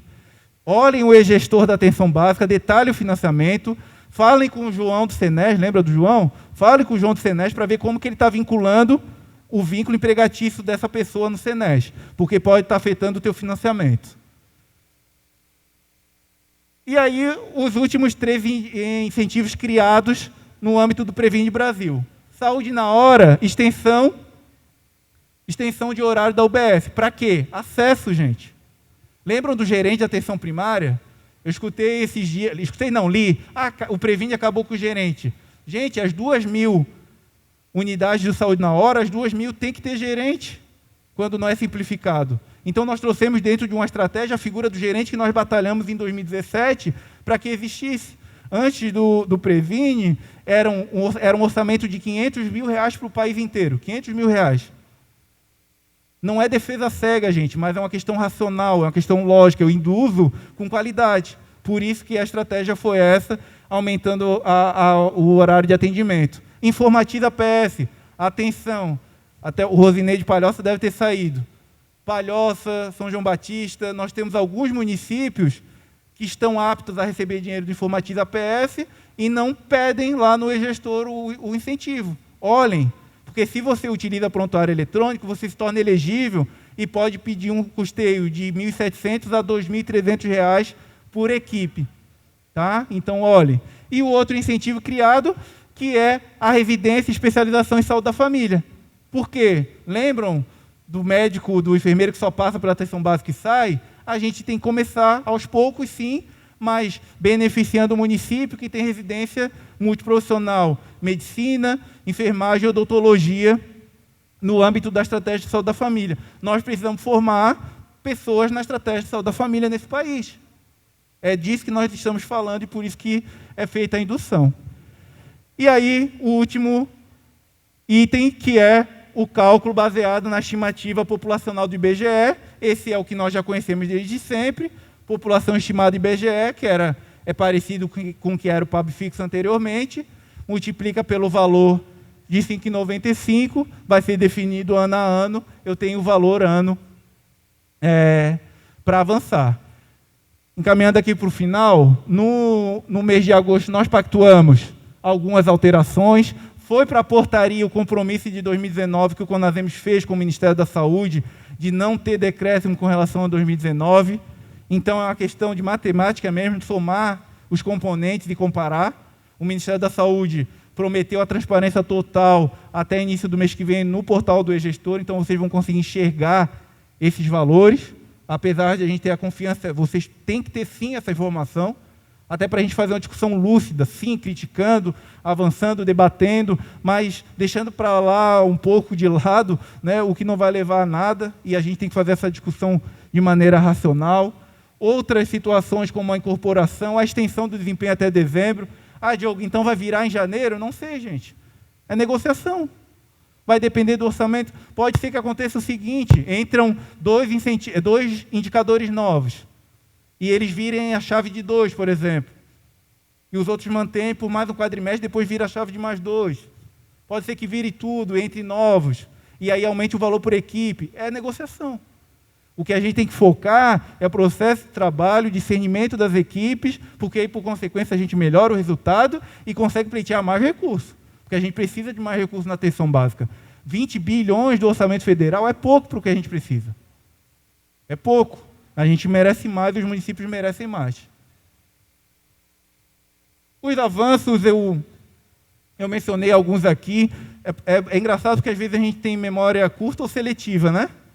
Quem aqui tem profissional do Mais Médicos lembra que uma equipe de 7.130 passava a receber 4.000 se tivesse mais médicos. Isso no município pode parecer pouco, mas no orçamento federal era 500 milhões ao ano. Poucas pessoas lembram que quando ficavam mais de 60 dias sem médico, cortava todo o dinheiro da equipe, vocês não recebiam pelo ACS, não recebiam por nada daquela equipe, a gente acabou com isso, então desconta parte da captação ponderada, mas o resto mantém. Então, assim, não é defesa cega, mas a gente tem que olhar sim para os avanços, criticar e melhorar o que está sendo proposto. Essa é a ideia. E aí os desafios, nem tudo são flores. Se eu for para Dionísio Cerqueira, eu posso ter um problema com Bernardo de Irigoyen, que é a divisa com a Argentina. Uma vez eu fui lá e era uma discussão de DEM, quando eu era do Planejamento do Estado, e aí a gente fez uma discussão com o pessoal da Argentina, Dionísio Cerqueira uma maravilha no combate, e atravessando a fronteira seca, Bernardo de Irigoyen sem fazer nada. Aí eu fiquei pensando se o mosquito ia respeitar a fronteira, né? Então, nós temos problemas que começam na fronteira com outros países, sim, no país continental. Nós temos questão da cobertura, modelos que não são da estratégia de saúde da família, população indígena. Se eu tenho um DICEI, a responsabilidade do indígena é da União, Constituição, e não muda, é cláusula pétrea, beleza? Ok. Mas eu aposto que tem algum município aqui no território de DICEI que recebe um índio aldeado que chega lá com a L200 atrás de remédio, de atendimento do médico. Não é assumir a responsabilidade da União, mas é respeitar vocês e colocar isso na discussão, sim. Então, o que se propõe nesse grande debate que a gente está fazendo da atenção básica, também é esse tipo de reflexão. Previsibilidade orçamentária, Amazônia, e por aí vai, né? Então, são os desafios que a gente encontra. Quando nós vemos tem vários painéis, a gente deve dar uma remodelada no nosso projeto, se Deus quiser, aumentando o escopo dele, mas nós temos o resultado do PAB de 2020 comparado a 2019. Nós temos um painel que detalha o cadastro a nível de município. Foi tão bom a gente ter feito isso que provocou o Ministério tanto que agora o cadastro lá no e-gestor é mensal, vocês viram, né? Então a gente pretende agora também avançar, inclusive, em que vocês tenham relatórios para identificar denominador e numerador no ESUS-AB, nas ferramentas locais, porque vocês não têm que só agir depois que acontece o resultado. Vocês têm que monitorar e, para isso, vocês têm que ter informação, correto? Então, é isso que a gente pautou com o Ministério e a perspectiva é boa dentro dessa seara toda de discussão e de avanço com relação a essa metodologia. Leiam o manual, por favor. Tem um manual que não vai resolver a vida de todo mundo, mas dá um discernimento bacana. Tem o que eu falei, exemplos, enfim. Tentem, botem isso na mão da equipe. Às vezes, na reunião de equipe, ou no final de tarde, dê uma lida, por favor, porque é importante se apropriar ao máximo das informações existentes. Era isso. É a correria e a vontade de falar, né? Desculpa. Agradeço o espaço de vocês. Desculpa eu ter estendido o tempo aí, extrapolou 15 minutos, mas é porque tem muita coisa para falar, é um assunto muito bacana de falar, ainda mais quando nós temos pessoas que se interessam tanto, e a nossa atenção básica tem sim que ser destacada sempre. Como eu falei no início, é importante a cirurgia eletiva, é importante o hospital, tudo isso é importante. Mas vamos valorizar a nossa atenção básica, gente, por favor. Vamos pautar nos grupos técnicos de CIB, da CIR, que estratégia que a gente pode ter para melhorar a nossa atenção básica. Podem falar o que for, o CONASEMES não faz defesa cega, mas uma coisa não pode negar, mesmo com todo esse caos da pandemia, a gente colocou de novo a atenção básica no cerne da discussão. E a gente quer que isso continue, botando mais recurso federal, mas olhando para o território, escutando vocês. Então, por favor, pautem na CIB, façam essa discussão, criem indicadores, vocês podem monitorar, independente do recurso. A Secretaria de Estado de Santa Catarina tem um painel das causas sensíveis de internação na atenção básica. Peguem esse dado, discutam na CIR, discutam com o seu coordenador da UBS. É muito mais do que só o cofinanciamento federal. A gente está falando do cuidado cidadão, de coordenar o cuidado e ordenar o sistema. Aí sim, essa fala que vocês escutam sempre vai fazer sentido. Então, aqui fica o meu obrigado, o meu agradecimento à oportunidade, Dyson, nosso eterno presidente Belé, toda a equipe do COSEMES, e a oportunidade de vocês estarem me escutando e dando esse espaço para que a gente possa tentar trazer um pouco de informação. E a partir de agora eu estou à disposição caso vocês queiram, tá bom? Obrigado.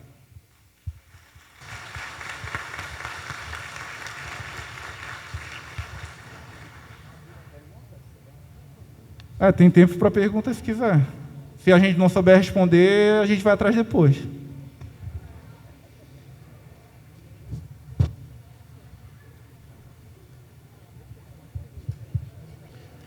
Boa tarde, Diogo. Sou o Thiago, aqui sou de Tubarão. Eu tenho duas questões. Tu falou ali referente ao valor de 2019. Esse valor de referência, ele não finaliza esse final do ano? Ele é eterno, entre aspas? Ele vai perdurar enquanto for necessário. O fator de correção, ele não é transitório. O fator de correção, ele sempre vai olhar a referência 2019, o que você tinha, ou potencial ou instalado, vai fazer a conta e, se necessário, vai aplicar o fator de correção. Essa competência de setembro, ele ainda não foi pago, tá? Ainda vai ser pago para os municípios que fazem jus, porque o Ministério da Saúde está processando, virou a chave, então eles estão processando as informações para pagar o fator de correção ainda. Ele veio de maneira estruturante e está na portaria mãe do Previne Brasil agora, para que a gente tenha essa garantia independente da equipe, do ministro que estiver à frente. Independente se eu chegar ano que vem e não conseguir atingir os níveis ali, o valor mínimo o fator de correção, ele olha o potencial. Então, por que a gente estende tanto desempenho? Porque se virar chave, você tem um potencial, mas não alcançou. E aí, se eu for analisar com 2019, eu posso diminuir. Por isso que a gente segurou 100% esse tempo todo, inclusive na pandemia. Se em 2021 e 2022 virar, a gente espera que entre mais indicadores, para justamente não correr esse risco de análise do fator de correção ser feito pelo potencial e não pelo que foi aplicado de resultado, entendeu? E aí esse sim é um risco. Porque se ele olhar o valor do desempenho e você perdeu 30% virando a nota, e esse 30% causa decréscimo em relação a 2019, a gente tem um problema. Por isso que a gente não aceitou virar chave, tá? E aí agora, no início de 2022, nós esperamos pelo menos a entrada de mais 2 indicadores. Entrando mais 2 indicadores, é mais recurso. Mais recurso agrega, e aí quando eu for olhar para o ano 2019, a gente espera que amenize. E aí a gente vai se debruçar de novo com o resultado. Olhando o resultado, a gente pactua. A ideia é sempre respeitar o ano 2019. A metodologia do fator de correção vai ser publicada agora. Tá? Quando o Ministério da Saúde publicar, a gente vai sentar na mesa e vai discutir. Isso que você falou é um risco sim, tá? De eles considerarem um potencial e não o resultado quando eu falo do indicador, e principalmente quando é município maior, sabe? Isso ia impactar. Tubarão, por exemplo, é um município grande. Então, por isso que a gente vai sentar na mesa para que tenha mais orçamento. Se não tiver orçamento, fazer um, vamos falar assim, desmame, né? Até que a gente tenha segurança de virar. Essa é a ideia.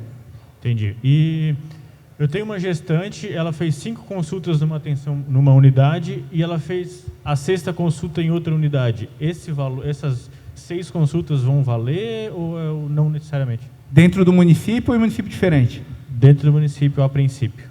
O indicador persegue a pessoa e o resultado é municipal. Então, se ele foi atendido numa unidade central, por exemplo, e 2 vezes e 4 vezes em outra, não tem problema. Ele vai contabilizar para o município o resultado, vai dar ok, ela vai entrar no numerador e, dependendo da regra de frequência do cadastro lá atrás que eu mostrei, vai estar identificada como numerador de uma daquelas equipes do teu município. Mas o resultado para efeito de pagamento, de alcance, vai ser alcançado da mesma maneira. Isso é muito sintomático quando você tem uma unidade que não tem equipe de saúde da família e um médico clínico, um ginecologista, atende, faz o pré-natal. Contabiliza também, porque o indicador persegue a pessoa. Ele olha o CPF ou o cartão. Qual que é a condição para contabilizar? Que essa unidade seja tipificada como atenção básica, unidade básica de saúde, aquelas tipologias do Senais que considera atenção básica. Se for uma clínica de especialidade, uma policlínica, é considerado média complexidade ambulatorial, aí não vai contabilizar. Agora, se é unidade básica de saúde, ou outro tipo que participa da rede de atenção básica à saúde, contabiliza.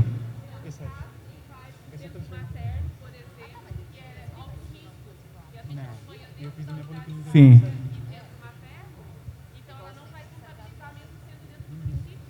Se a tua unidade for tipificada como unidade de média complexidade, não vai contabilizar o atendimento daquele centro de especialidade. Os outros contabiliza.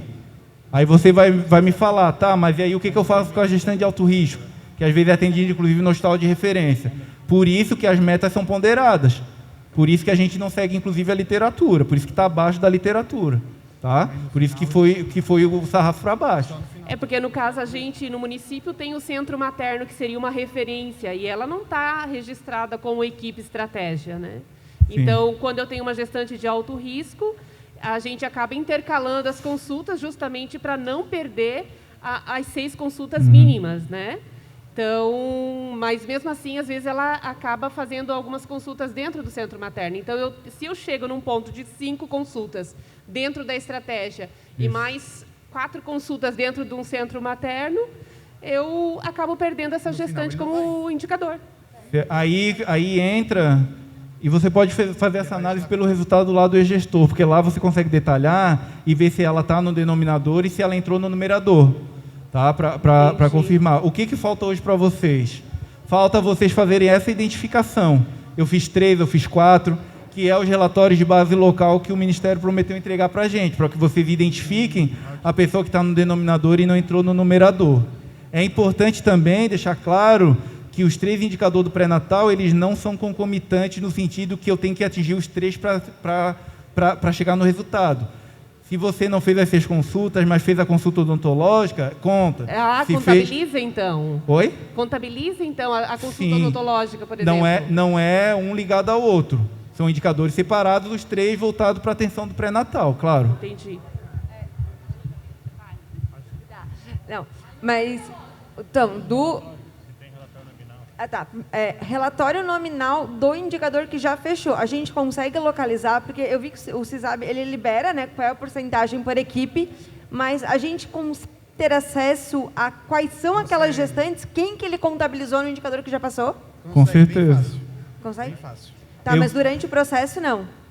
Aí que está o que a gente mencionou, após fechar o quadrimestre. Por isso, porque assim, você não vai determinar o resultado de um indicador na tua base local, porque depende do processamento nacional. Pois é. Lembra da regra de frequência? Sim. Mas, por outro lado, você tem a oportunidade de identificar que aquela gestante fez a consulta.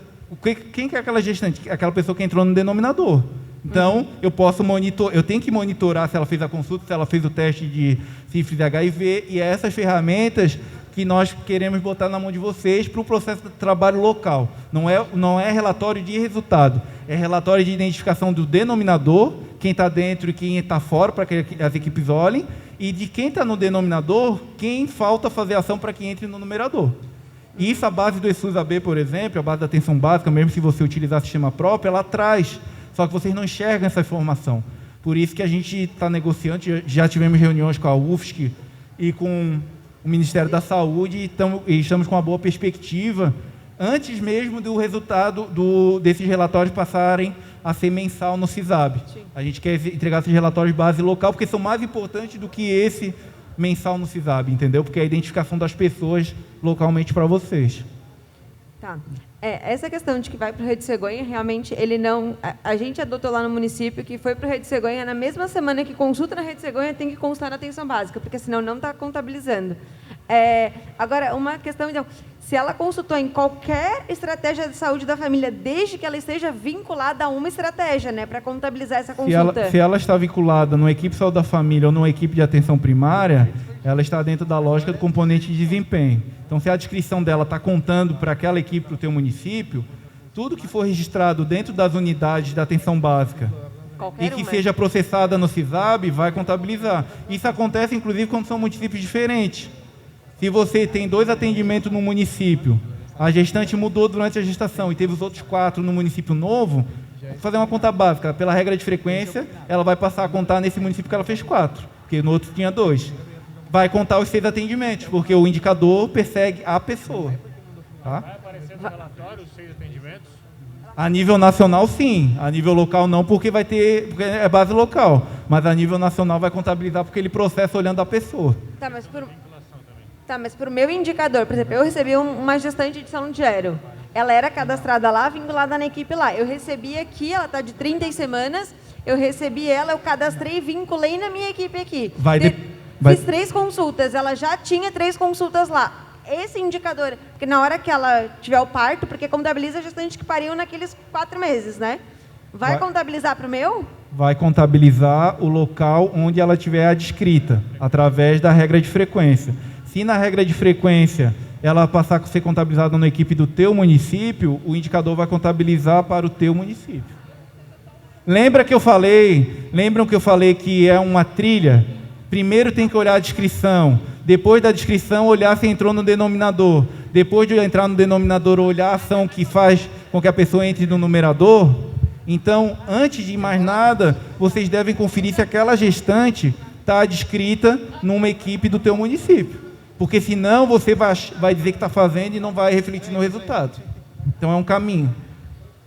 Ô Diogo, boa tarde. Mais uma dúvida sobre o denominador estimado. Como é que o Ministério da Saúde chegou nesse cálculo? Porque, por exemplo, ele me quer 500 hipertensos por cada unidade. Eu não, mesmo fazendo buscativa, eu nunca vou ter 500 por unidade. E uma questão também que a gente pegou, que no informado, ele não pega todos da minha agente comunitária. Então, eu tenho 100 na agente comunitária. Eu pensei, na minha ideia anteriormente, esses 100 da agente comunitária seria o informado. Aí eu teria que fazer esses 100, que seria a minha buscativa de fazer esses 100. Só que mesmo assim, ele está lá que eu tenho 80. Mas por quê? Porque os 80 que eu fiz, que foram informados, e os 80 que tiveram no ano passado, que não foi feito esse ano. Então, ele não pega o cadastro da agente comunitária 100%? Lembra da revisão que a gente colocou na apresentação? O denominador estimado e o denominador informado fazem parte dessa revisão.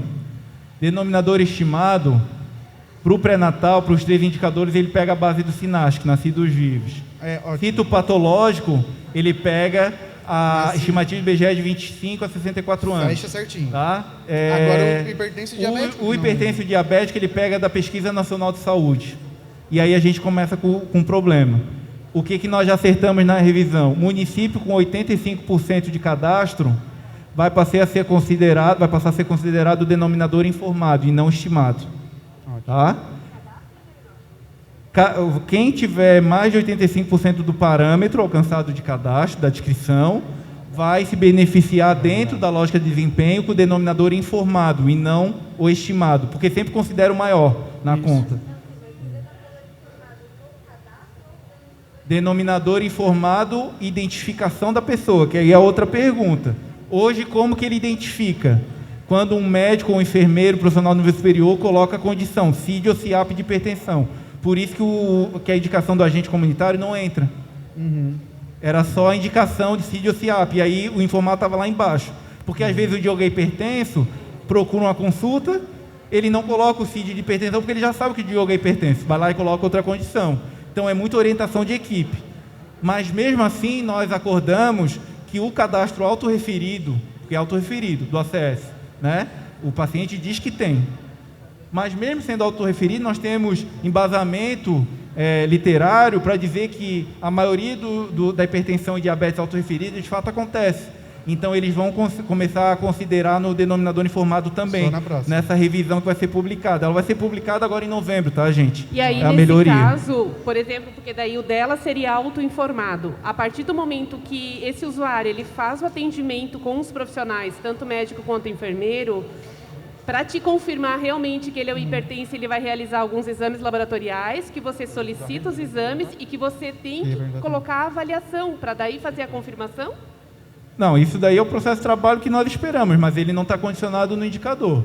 O indicador, ele olha acompanhamento, os dois indicadores da condição crônica, diabetes e hipertensão. Ele olha acompanhamento, não é só medir a pressão, é acompanhar a pessoa. Tá, gente? Pessoal, não adianta uma aferição por semestre. Não adianta fazer mutirão para medir a aferição de pressão arterial achando que vai alcançar o indicador, gente. É acompanhar. Essa é uma boa ideia. Lembrem do que se propõe o indicador. É acompanhar o hipertenso, acompanhar o diabético. Então, é o acompanhamento com a ação de aferir a pressão durante aquele semestre, olhando toda essa série histórica. Vocês fazem isso, gente. É uma questão de registro. Então, os cadernos que vão ser publicados, eles vão melhorar muito esse cenário, esse entendimento, e essas lapidações que vão ser feitas, elas vão melhorar. Por exemplo, o denominador informado da hipertensão eram 8 milhões de pessoas na base nacional. Com a indicação do ACS, passa a 32. Então, a gente tende a melhorar esse cenário. Então, só para ficar claro, no caso, Diogo, o registro feito pela agente comunitária, esse usuário vindo até a unidade de saúde e ele sendo acolhido pelo técnico em enfermagem, por exemplo, na aferição com frequência, porque a gente sabe que nós temos usuários que frequentemente vêm mensalmente para aferir sua pressão. Esse registro contabiliza? Contabiliza para a ação de aferir a pressão, independente dele passar por uma consulta. Mas uma consulta pelo profissional de nível superior, ela tem que acontecer, que é o acompanhamento que está se propondo o indicador. Registro de agente comunitário, acompanhamento do técnico em enfermagem e, pelo menos, o mínimo, uma consulta com o profissional de nível superior. Que é o acompanhamento pelo profissional. Gente, vamos pensar o que a gente está propondo nesse... Vamos pensar o que a gente está propondo. Eu quero um olhar especial para o paciente hipertenso. Exatamente. Por isso que ele vai estar identificado no denominador. O que a equipe tem que fazer? Tem que pegar aquela lista, buscar ativa para acompanhar o cara. Para que a gente quer isso? É para o cara não internar lá no hospital daqui a pouco como uma causa sensível, gente.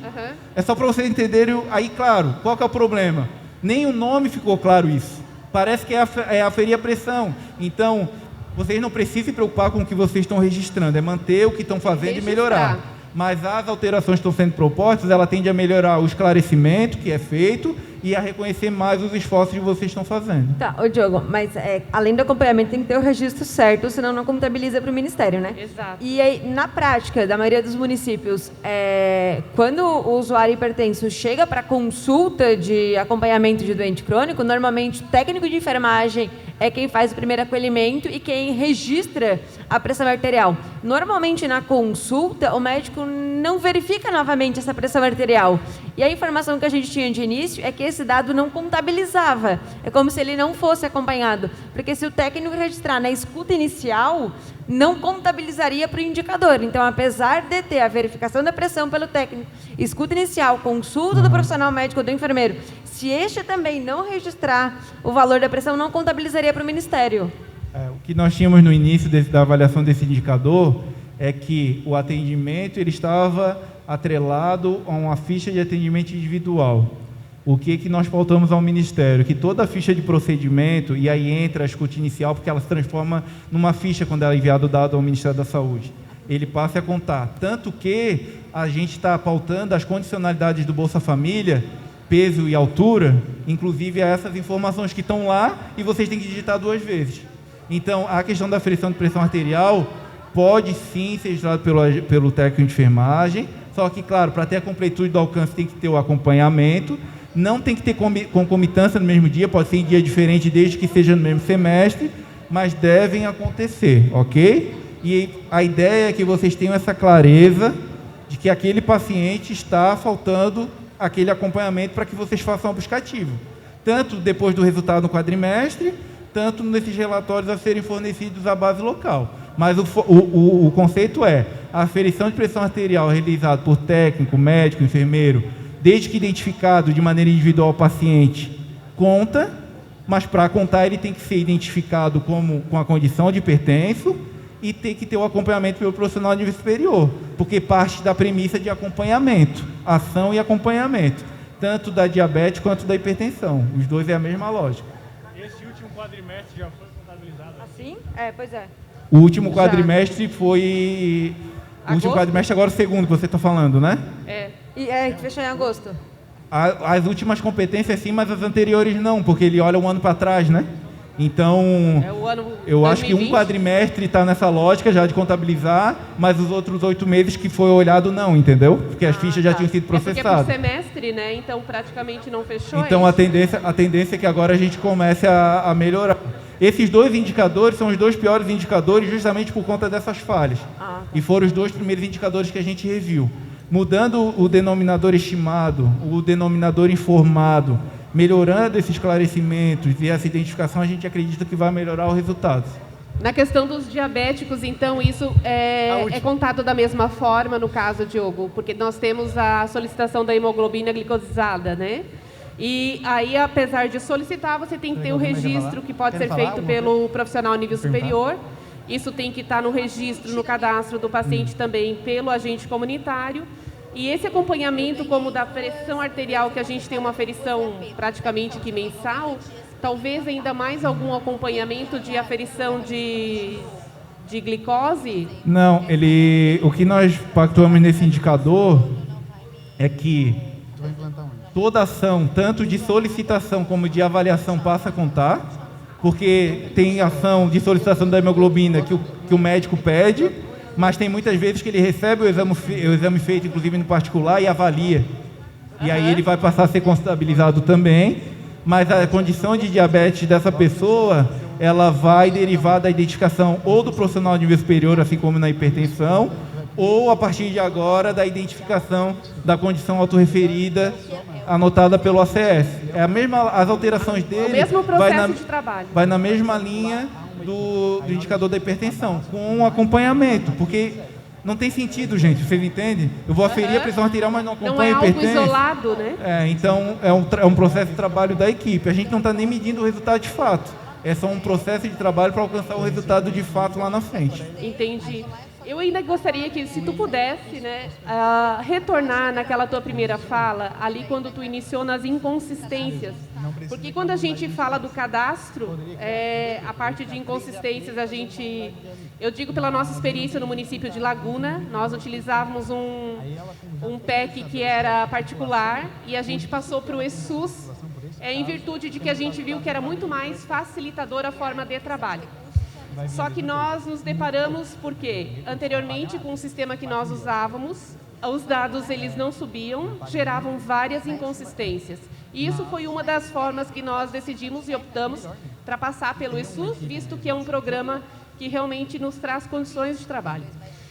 Diante disso, nessa mudança que a gente está fazendo, que iniciou desde maio, a gente vem trabalhando em cima dos relatórios de inconsistência. E uma coisa que nós deparamos é que dentro desses relatórios a gente tem praticamente ali 8 identificações que são básicas, né? A questão de estar no domicílio, questão de estar registrado um CPF, um cartão do SUS. E a questão realmente em si do próprio cadastro individual, cadastro territorial. E o que nós identificamos por último, por exemplo, nós fizemos até uma gincana com os agentes comunitários para tentar estimulá-los, né, nessa arrumação de inconsistências. E diante disso nós identificamos o quê? Que lá dentro do nosso CISAB nós temos uma pilha de inconsistências, né? Então, assim, o que tu sugeria para a gente poder conseguir ajustar isso? O que nós deveríamos de fazer para arrumar esses cadastros? Por onde que a gente começa? Sugestão. Nós temos 4 tipos de inconsistência quando processa a base CISAB. Cartão Nacional de Saúde inválido, que é quando você utiliza sistema próprio e que não está integrado com a base nacional, mas isso é um erro bem raro, assim. Nós temos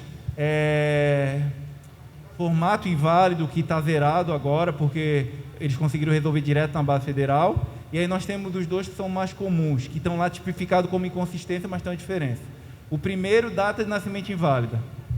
São os casos das pessoas que, das plataformas que não estão integradas. Pode ser o eSUS Offline, por exemplo, que não tem integração com o CADSUS Web.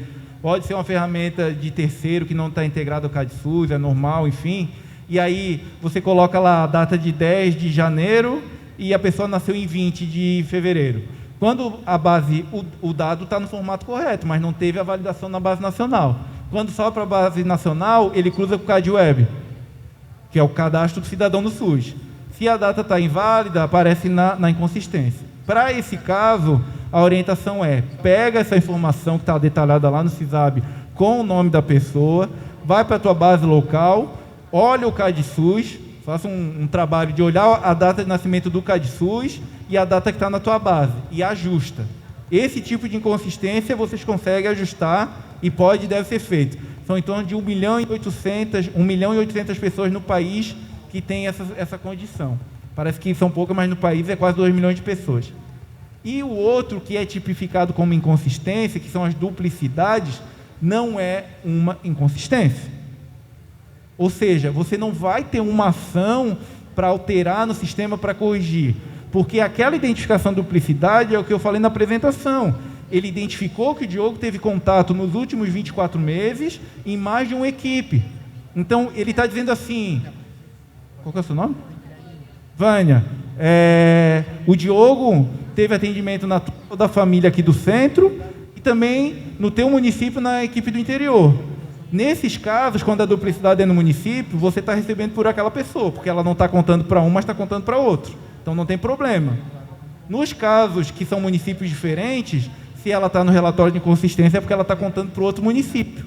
Mas no próprio dado do CISAB, tem lá o município e a equipe que ele está vinculado. Então, o que é que a gente espera que vocês façam? Peguem essa listagem de pessoas e processo de trabalho de equipe.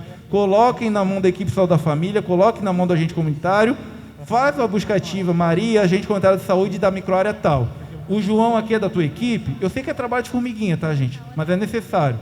Fale com o João, por que ele procurou atendimento em Braço do Norte, sendo que ele mora em Laguna? Isso é processo, vai muito além do dinheiro, é processo de trabalho. O Ministério deve mudar o nome, tirando de inconsistência quando for duplicidade, tá? Mas é um processo de trabalho que a gente espera que induza. E no caso da data de nascimento, é fazer essa vinculação, CADSUS e eSUS. Muito importante, cobertura vacinal, para além do Previne Brasil, num método de cobertura vacinal, eles olham o endereço de residência da pessoa do CADSUS, gente. As pessoas não param para pensar isso. Se o Diogo está cadastrado o endereço para o Previne Brasil, não vai influenciar com exceção do indicador da vacina.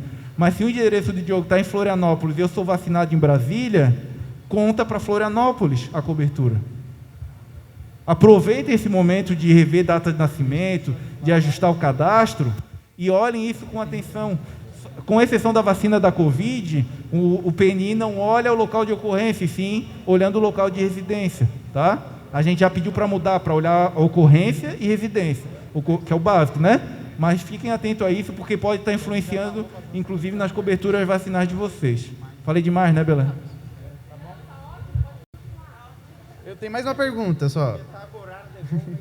Agora a gente está em outubro e sobre a rede feminina. A rede feminina não tem como contabilizar nada, porque, por exemplo, a gente vai ter 500 preventivos feitos na rede feminina. Como é que eu informo isso no meu... Eu vou ter que duplicar, como se fosse? Ou... Como assim duplicar? Porque a minha ideia, o que eu estou pedindo fazer, não sei se é a forma correta. A gente tem sistema próprio dentro da rede feminina também. Então ela vai lá e informa na rede feminina que fez o preventivo e tudo mais. Ela lança no Siscan lá, tudo certinho da rede feminina. Eu retiro a lista de quem foi atendido naquele dia na rede feminina, mando para a enfermeira cadastrar novamente, dizendo que ela fez o acompanhamento do preventivo Tá falando de para coleta. contabilizar. Tá falando de coleta, né? Isso, coleta. Não, Resultado desses cantos só de um... lembrando só. sempre que a gente não está falando da análise da peça, a gente está falando da coleta, né? Que Isso está na mesmo. governabilidade da atenção básica. Isso mesmo. Nesse indicador são duas situações. Primeiro que a gente pediu para que eles considerem também o avaliado, porque se a gente está falando de atenção básica, coordenar cuidado, eu tenho casos onde a pessoa faz no privado, porque às vezes tem dificuldade de acesso na análise da lâmina, ela coletou lá, veio com o resultado, enfim, e levou para o médico que coordena o cuidado avaliar. Então, a partir dessa revisão, se ele colocar lá avaliado, e não só o registro do código lá de coletado, vai contabilizar também, dentro do período de 3 anos. Com relação à rede feminina, olhe como ela está tipificada no SENES. Se ela estiver tipificada como centro de saúde, como unidade de apoio à saúde da família, enfim, aí depende de como ela vai estar classificada, tá? Ela pode, inclusive, registrar no CISAB e isso ser contabilizado na base nacional, desde que o cadastro do SENES esteja ok. Lembra que eu falei que toda unidade de saúde tipificada como unidade de atenção básica é contabilizada desde que o cadastro do SENES esteja certo? É esse o caso. Se ela tiver como clínica de especialidade, não entra no rol de unidades aderentes. E aí, exato, se ela, tu mexe com o SENES, né? Se ela for tipificada como 02, por exemplo, centro de saúde, né? Que é centro de saúde / unidade básica, ela contabiliza, é uma questão de sistema e de tipificação. Oi? Sim, no SUS. Porque a coleta, todo procedimento de atenção básica é SUS-AB. Tem gente que ainda está registrando dado de atenção básica no CIA, no BPA. Isso não vai para lugar nenhum, já faz 4 anos. O SUS pode e deve ser utilizado em tudo que afeta a atenção básica. Nós estamos expandindo ele, inclusive. Vai ser publicado a aderência dele para a média complexidade ambulatorial, ainda esse ano, se Deus quiser. Tá? Então, a lógica é essa. Pessoal, dia 9 de dezembro, nós vamos estar aqui com os técnicos do CONASEMS, do Ministério da Saúde em Santa Catarina. Tem uma nova oficina aqui sobre o Previne. Então, a gente vai estar convidando, ainda nós estamos discutindo, seu evento contará também com um grande número presencial, ou só virtual, ou híbrido. Mas, de alguma forma, nós vamos levar esse conhecimento, esse convite para vocês. E aí vocês vêm, participam, que também é um momento bastante importante de sanar dúvidas, enfim. Belé, só colocando então, já tem o apoio da diretoria, tá? A gente já conversou rapidamente aqui, tem o apoio do CONASEMS também, tá? Então nós vamos tentar levar isso lá para a Arena Petri, que é onde vai ser o congresso ano que vem, para abrir para mais pessoas, tá? Isso já temos que organizar rapidamente, isso tem o nosso apoio. Então tá? vamos abrir presencial. Não, viu, Belé? Só para complementar, o Ministério da Saúde está vindo com toda a equipe da atenção primária. Então vem desde o secretário Rafael, toda a equipe, são 10 pessoas, né? O evento é de dia inteiro, passa por todos os processos e o CONASEMS acompanha, né, e divide a mesa para sair daqui com todo mundo muito bem informado. Então, é um evento que não é só para gestor municipal, né, mas para quem está na atenção básica também. Então, a gente sugere sempre que venha no mínimo 2 de cada município, o gestor e um técnico, né, da atenção primária, para que a gente possa avançar nesse processo, porque em janeiro nós vamos virar a chave, né, e os indicadores, embora muito rasos, que envergonha quem está na gestão há muito tempo, dá vergonha do que a gente pactuou, o que é muito simples de cumprir. Mas se a gente pegar o retrato nacional, está tudo abaixo de 30% de cobertura. Então vai doer no bolso a partir de janeiro. E não tem como defender mais. Então ou a gente vai debruçar e olhar esse processo para avançar, ou o CONASEMS não tem como mais defender isso a nível nacional. Já são 2 anos esticando. Lógico que a pandemia, né, nos ajudou a gente levar isso, empurrar, né? A ponderada nós já viramos agora, em setembro, mas os indicadores nós vamos ter que avançar, né? Para pedir mais dinheiro, nós temos que provar que a gente está dando passos, né, longos. E como nós falamos hoje pela manhã, nós conseguimos ampliar em 2,8 bilhões para a atenção primária. Nós já pedimos mais 1,5 bilhão, já temos já alocado 700 milhões a mais na atenção primária no orçamento, mas o governo está, a nosso pedido, tentando pelo menos chegar a 1 bilhão a mais para o ano que vem.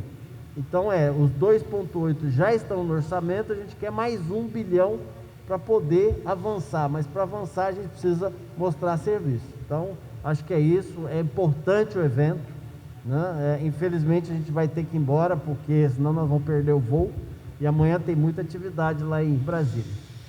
Tá bem, Mauro. Então, só lembrando, gravam a data, vai ser dia 9 de dezembro, com toda a equipe do Ministério da Saúde e da Atenção Básica, assessoria do CONASEMS, do COSEMS, da Secretaria de Estado de Saúde, e para as equipes técnicas, a coordenação técnica, enfim, com o gestor municipal, e aí vocês vão poder se organizar, vai ser em São José, provavelmente no espaço que a gente vai organizar o evento no mês de março.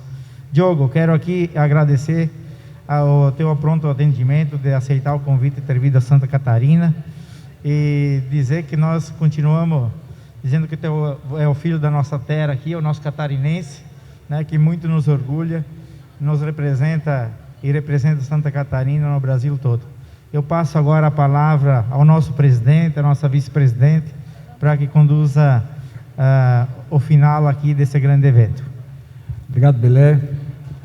Em nome da diretoria do Conselho aqui de Santa Catarina, em nome do CONASEMS também, representando, como eu também sou um dos vice-presidentes, agradecer muito a presença de todos, agradecer ao Mauro, agradecer ao Diogo pela apresentação. Acho que é muito importante a gente tirar todas essas dúvidas e contar com a presença de todos ali no mês de dezembro, para que a gente possa finalizar todo esse processo e dar todo o encaminhamento.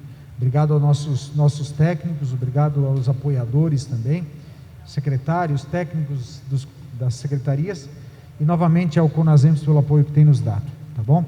Declaro encerrado o nosso evento de muito sucesso, né? Agradecer ao Belé e a Maria Cristina, que se empenharam muito nesse momento, muito. Maria Cristina quase não dormiu nessa noite, né, Maria Cristina?